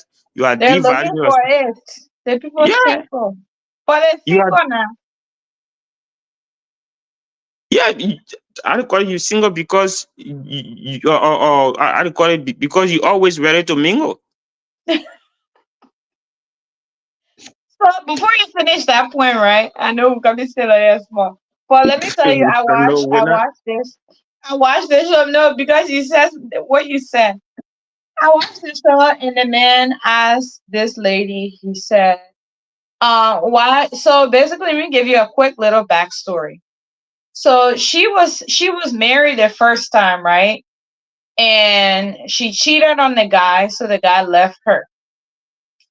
The second time around, she got married and she divorced because she said the man not making enough money to her quote. But then the guy asked her and said, "Hey, you met him. He wasn't making that amount, but you were willing." She said, "Yeah, I thought he was gonna increase his money." How? Like, how are you gonna marry him and you think, well, you're supposed to help him too because you both are together. So, so the guy asked her and said, and she has a child, right? Already, and she says she's not having any more child. So the guy said, if you're not having any more child, why are you requiring a man to make more or the same amount as you? He's gonna be doing you a favor to get married to you because now you're older, you have a child already, and you've been married twice, and the backstory of those doesn't look great. So what Yeah. makes you think you being on the market is equivalent to women that don't have any children that are still single looking for a potential suitor, and you are saying that your chances are the same? And she's No, like, well, because I will be able to contribute to the family unit. And the guy's like, you gotta be out of your mind. What is the family unit? He doesn't have any children with you. That's not his responsibility. But he's willing to consider, so you should be willing to accept anything that come your way. And she was mad. So look. I tell you this. I tell you this. Any woman that have a child by another man that doesn't stay with that man, you become or your value on the market drops. yeah. And You that's know. something that I want us to talk about on another day, Yes. because a lot of people, I think women in general, we don't consider the fact that once we've have children, that our value drop. We think that our financial status is No. still potential in the market, that, oh, because we think we look good, that is fine. No, you're bringing another human being to the whole new relationship, and no matter how much you bring to the relationship, that man is still financially responsible for your child because he has to be there physically, emotionally. Because women, we always bring the kids with us. Not that you can't leave the relationship if you're being treated in a way that you feel like you shouldn't, but that's something that we should actually consider. And I think modern women, we have become very selfish in thinking about ourselves and not thinking about the long run, the effect that that will have on children. So I don't know. You know, I always say this, no woman gets pregnant without their consent. Of course, people Everyone. say it's mistake. It's not a mistake, please. No, there's no mistake that happen in pregnancy because a woman knows when it is safe Oh, to I have. will tell you that a lot of women don't know. They don't Okay, know. so let me say That's so sad. a woman should know when it is safe to have unprotected, intimacy. You see, because if you have an unprotected intimacy during the time that that is not safe for you, what do you expect? Look, let me. I'm a very sensitive person. When I'm talking to a girl, there are certain questions I ask you. Those are one of the questions. When are your safe time? Jimmy Jam will go straight to the way and say that because Oh you no, say I haven't been born here. we will have these conversations. We will have this conversation because I want to know how prepared are you. Whether you know yourself. You know, you have to know yourself. Especially like these days, they have apps that can track you. Once you put your information in, and those apps are work very accurately. Most of Right. it. I will tell you, I think as a parent, right? Being Hmm. a mother, that's the number one thing you should start teaching your daughters. And that's a topic I really want to talk about. It was so sad that I came to find out how many women do not know their safe zone. And like, you are walking in your body and you don't know that. That's Mhm. scary, you know. I would tell you, like, I think because of birth control, a lot of women do not even know that. And it's so sad. Like, you should know the science behind your own body and why certain things are happening. And most people don't even know that. I remember having a conversation with a friend of mine, and she was talking about, oh, recommending some birth control to me. I said, I have never used that in my entire life, and she was shocked. I said, I use my app and that's it. I don't use that. And she's like, how are you 20 something year old? That's when you just had your, I said, I've never done that. I mean, See, and she didn't see, know that. And that was just so shocking to me because they teach that to you in school and all. Like your biology, they tell you about your cycle and things. How you didn't pay attention to that, that's just so sad. see. There are parents. There are parents who encourage their girls' children by the time they get into their puberty to get on family planning. That's So, crazy. My daughter is not doing that. Please. what are you teaching that child? What are you teaching that child? Look, Yeah. look. This one of the side effects of family planning is that it makes the person feel that they can do whatever they can do at any time because they have protection with anybody.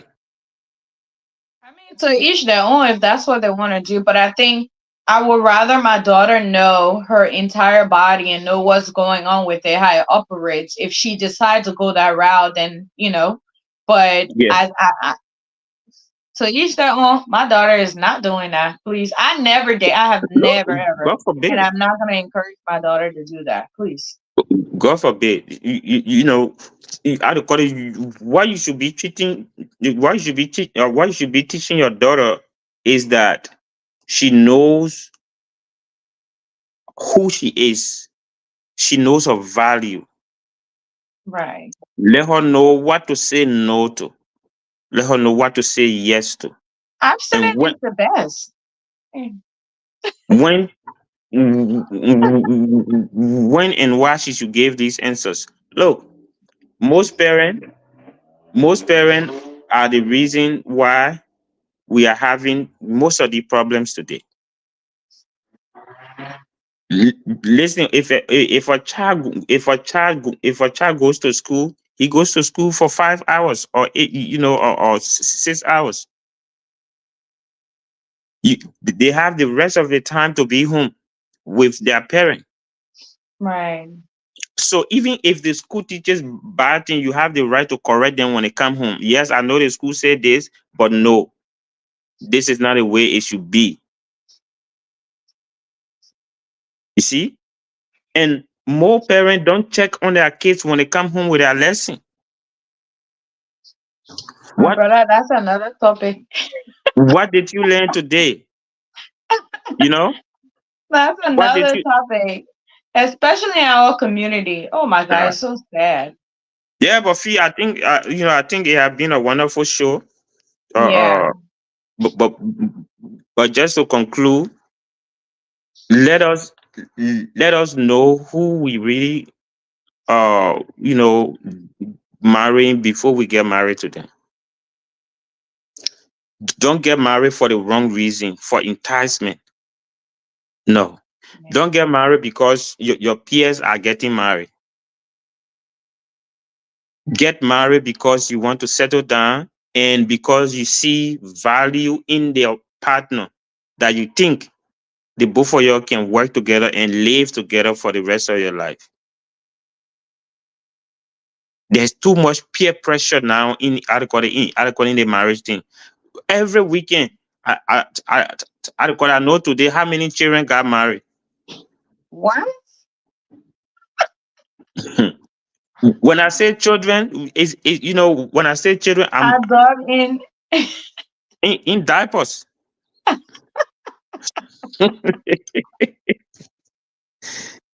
I mean, People age are people growing are more than them.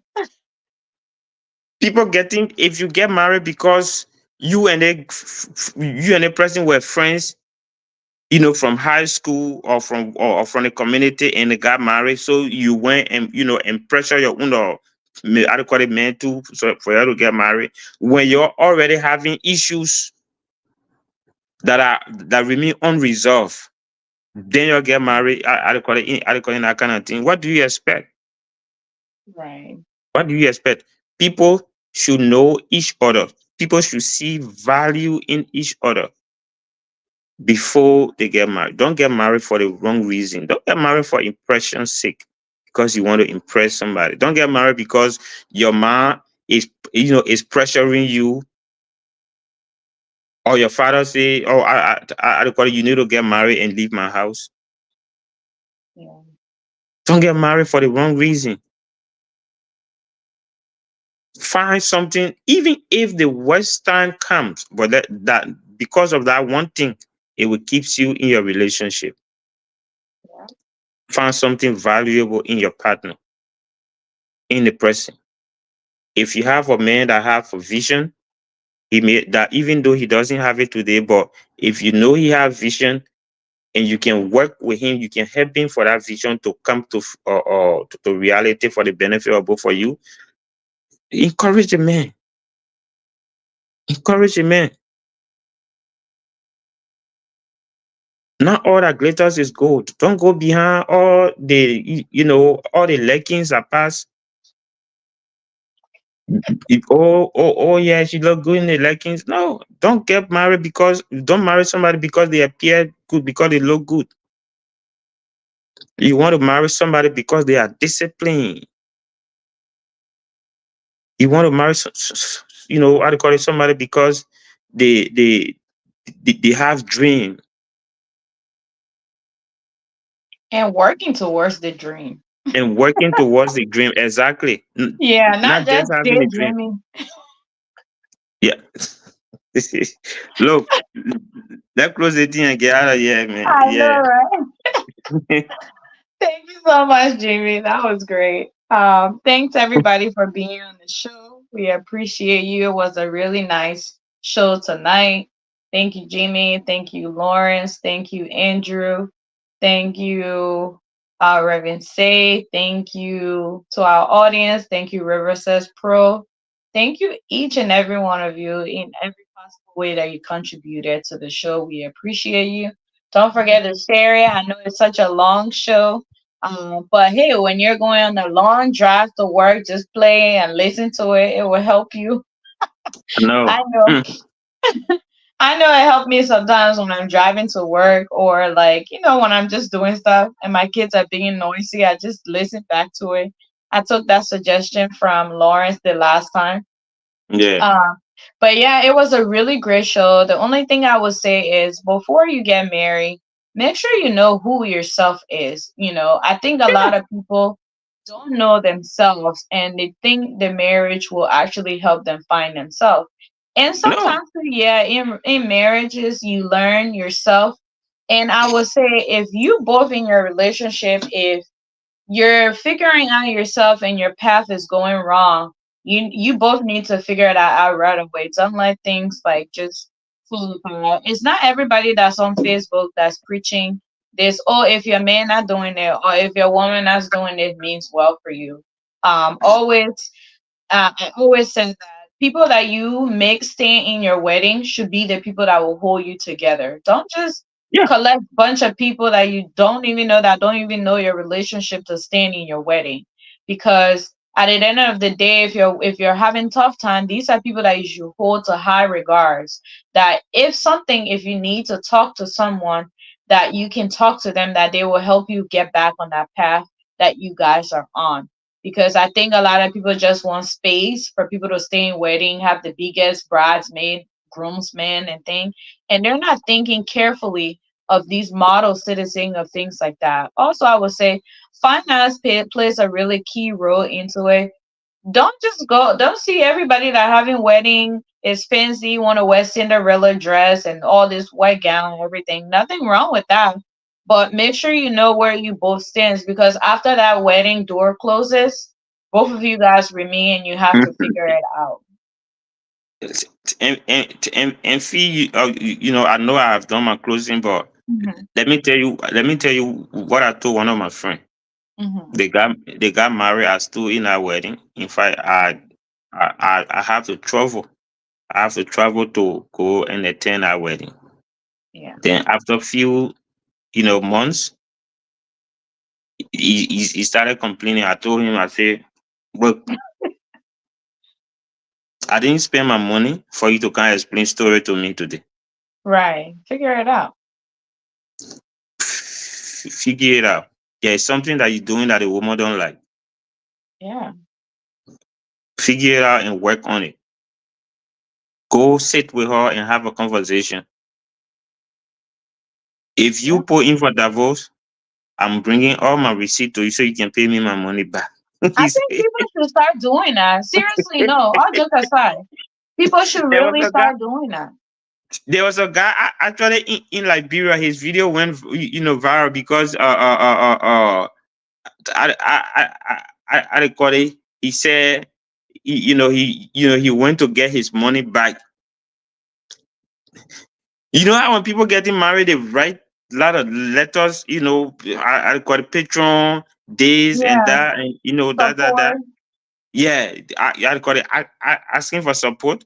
People Mm-hmm. work for their money. Yeah. People work for their money, whether they steal it or not. They work for it. They didn't give it to you because they want you to have a party, and and the next day or you both go your separate way. Oh, that guy was vexed. Hey man, that video, I don't know where to find that video. When you find it, send it to me. I think so too. I honestly believe if I have Yeah, to spend my money, I would be one of those people. I will tell you, I was in a wedding that they actually spent about $75,000 on that wedding. look at it. I mean, it wasn't my wedding. It was beautiful. I enjoyed it. But then within like 6 months, they were filing for divorce. And I'm like, this is ridiculous. I But fee, flew. another Mhm. discussion we need to have here is the cost of the cost of the wedding, the cost of Right. wedding that people have. Should people be having such a wedding? Well, Hey, because if they want, that's their business. They're splurging. how to call it, you see black folks living in one bedroom apartment Hmm. and have a wedding that costs almost $100,000. They will say it's for one day. That's their dream. Shoot, you better put that thing on a child, school fees, deposit, and things like that. I Get a honestly rather house. spend that on my where I live and the security of my home than I will either shoot. Exactly. I find the right man anyways. I'm cheap as cheap can come. I am not doing that. Sorry. But I I leave am that for not. another day. My sister. Have a good night. I know, right? Thank you guys so much for watching. If you are watching this, all of these things were our personal opinion and nothing here to offend you. If you feel offended, we're sorry, but we're just sharing our thoughts and disclaimer, we're not marriage counselor. We're sharing as we see it. Thank you. We see you Thank you. tomorrow or later on. Bye. Bye. Good night.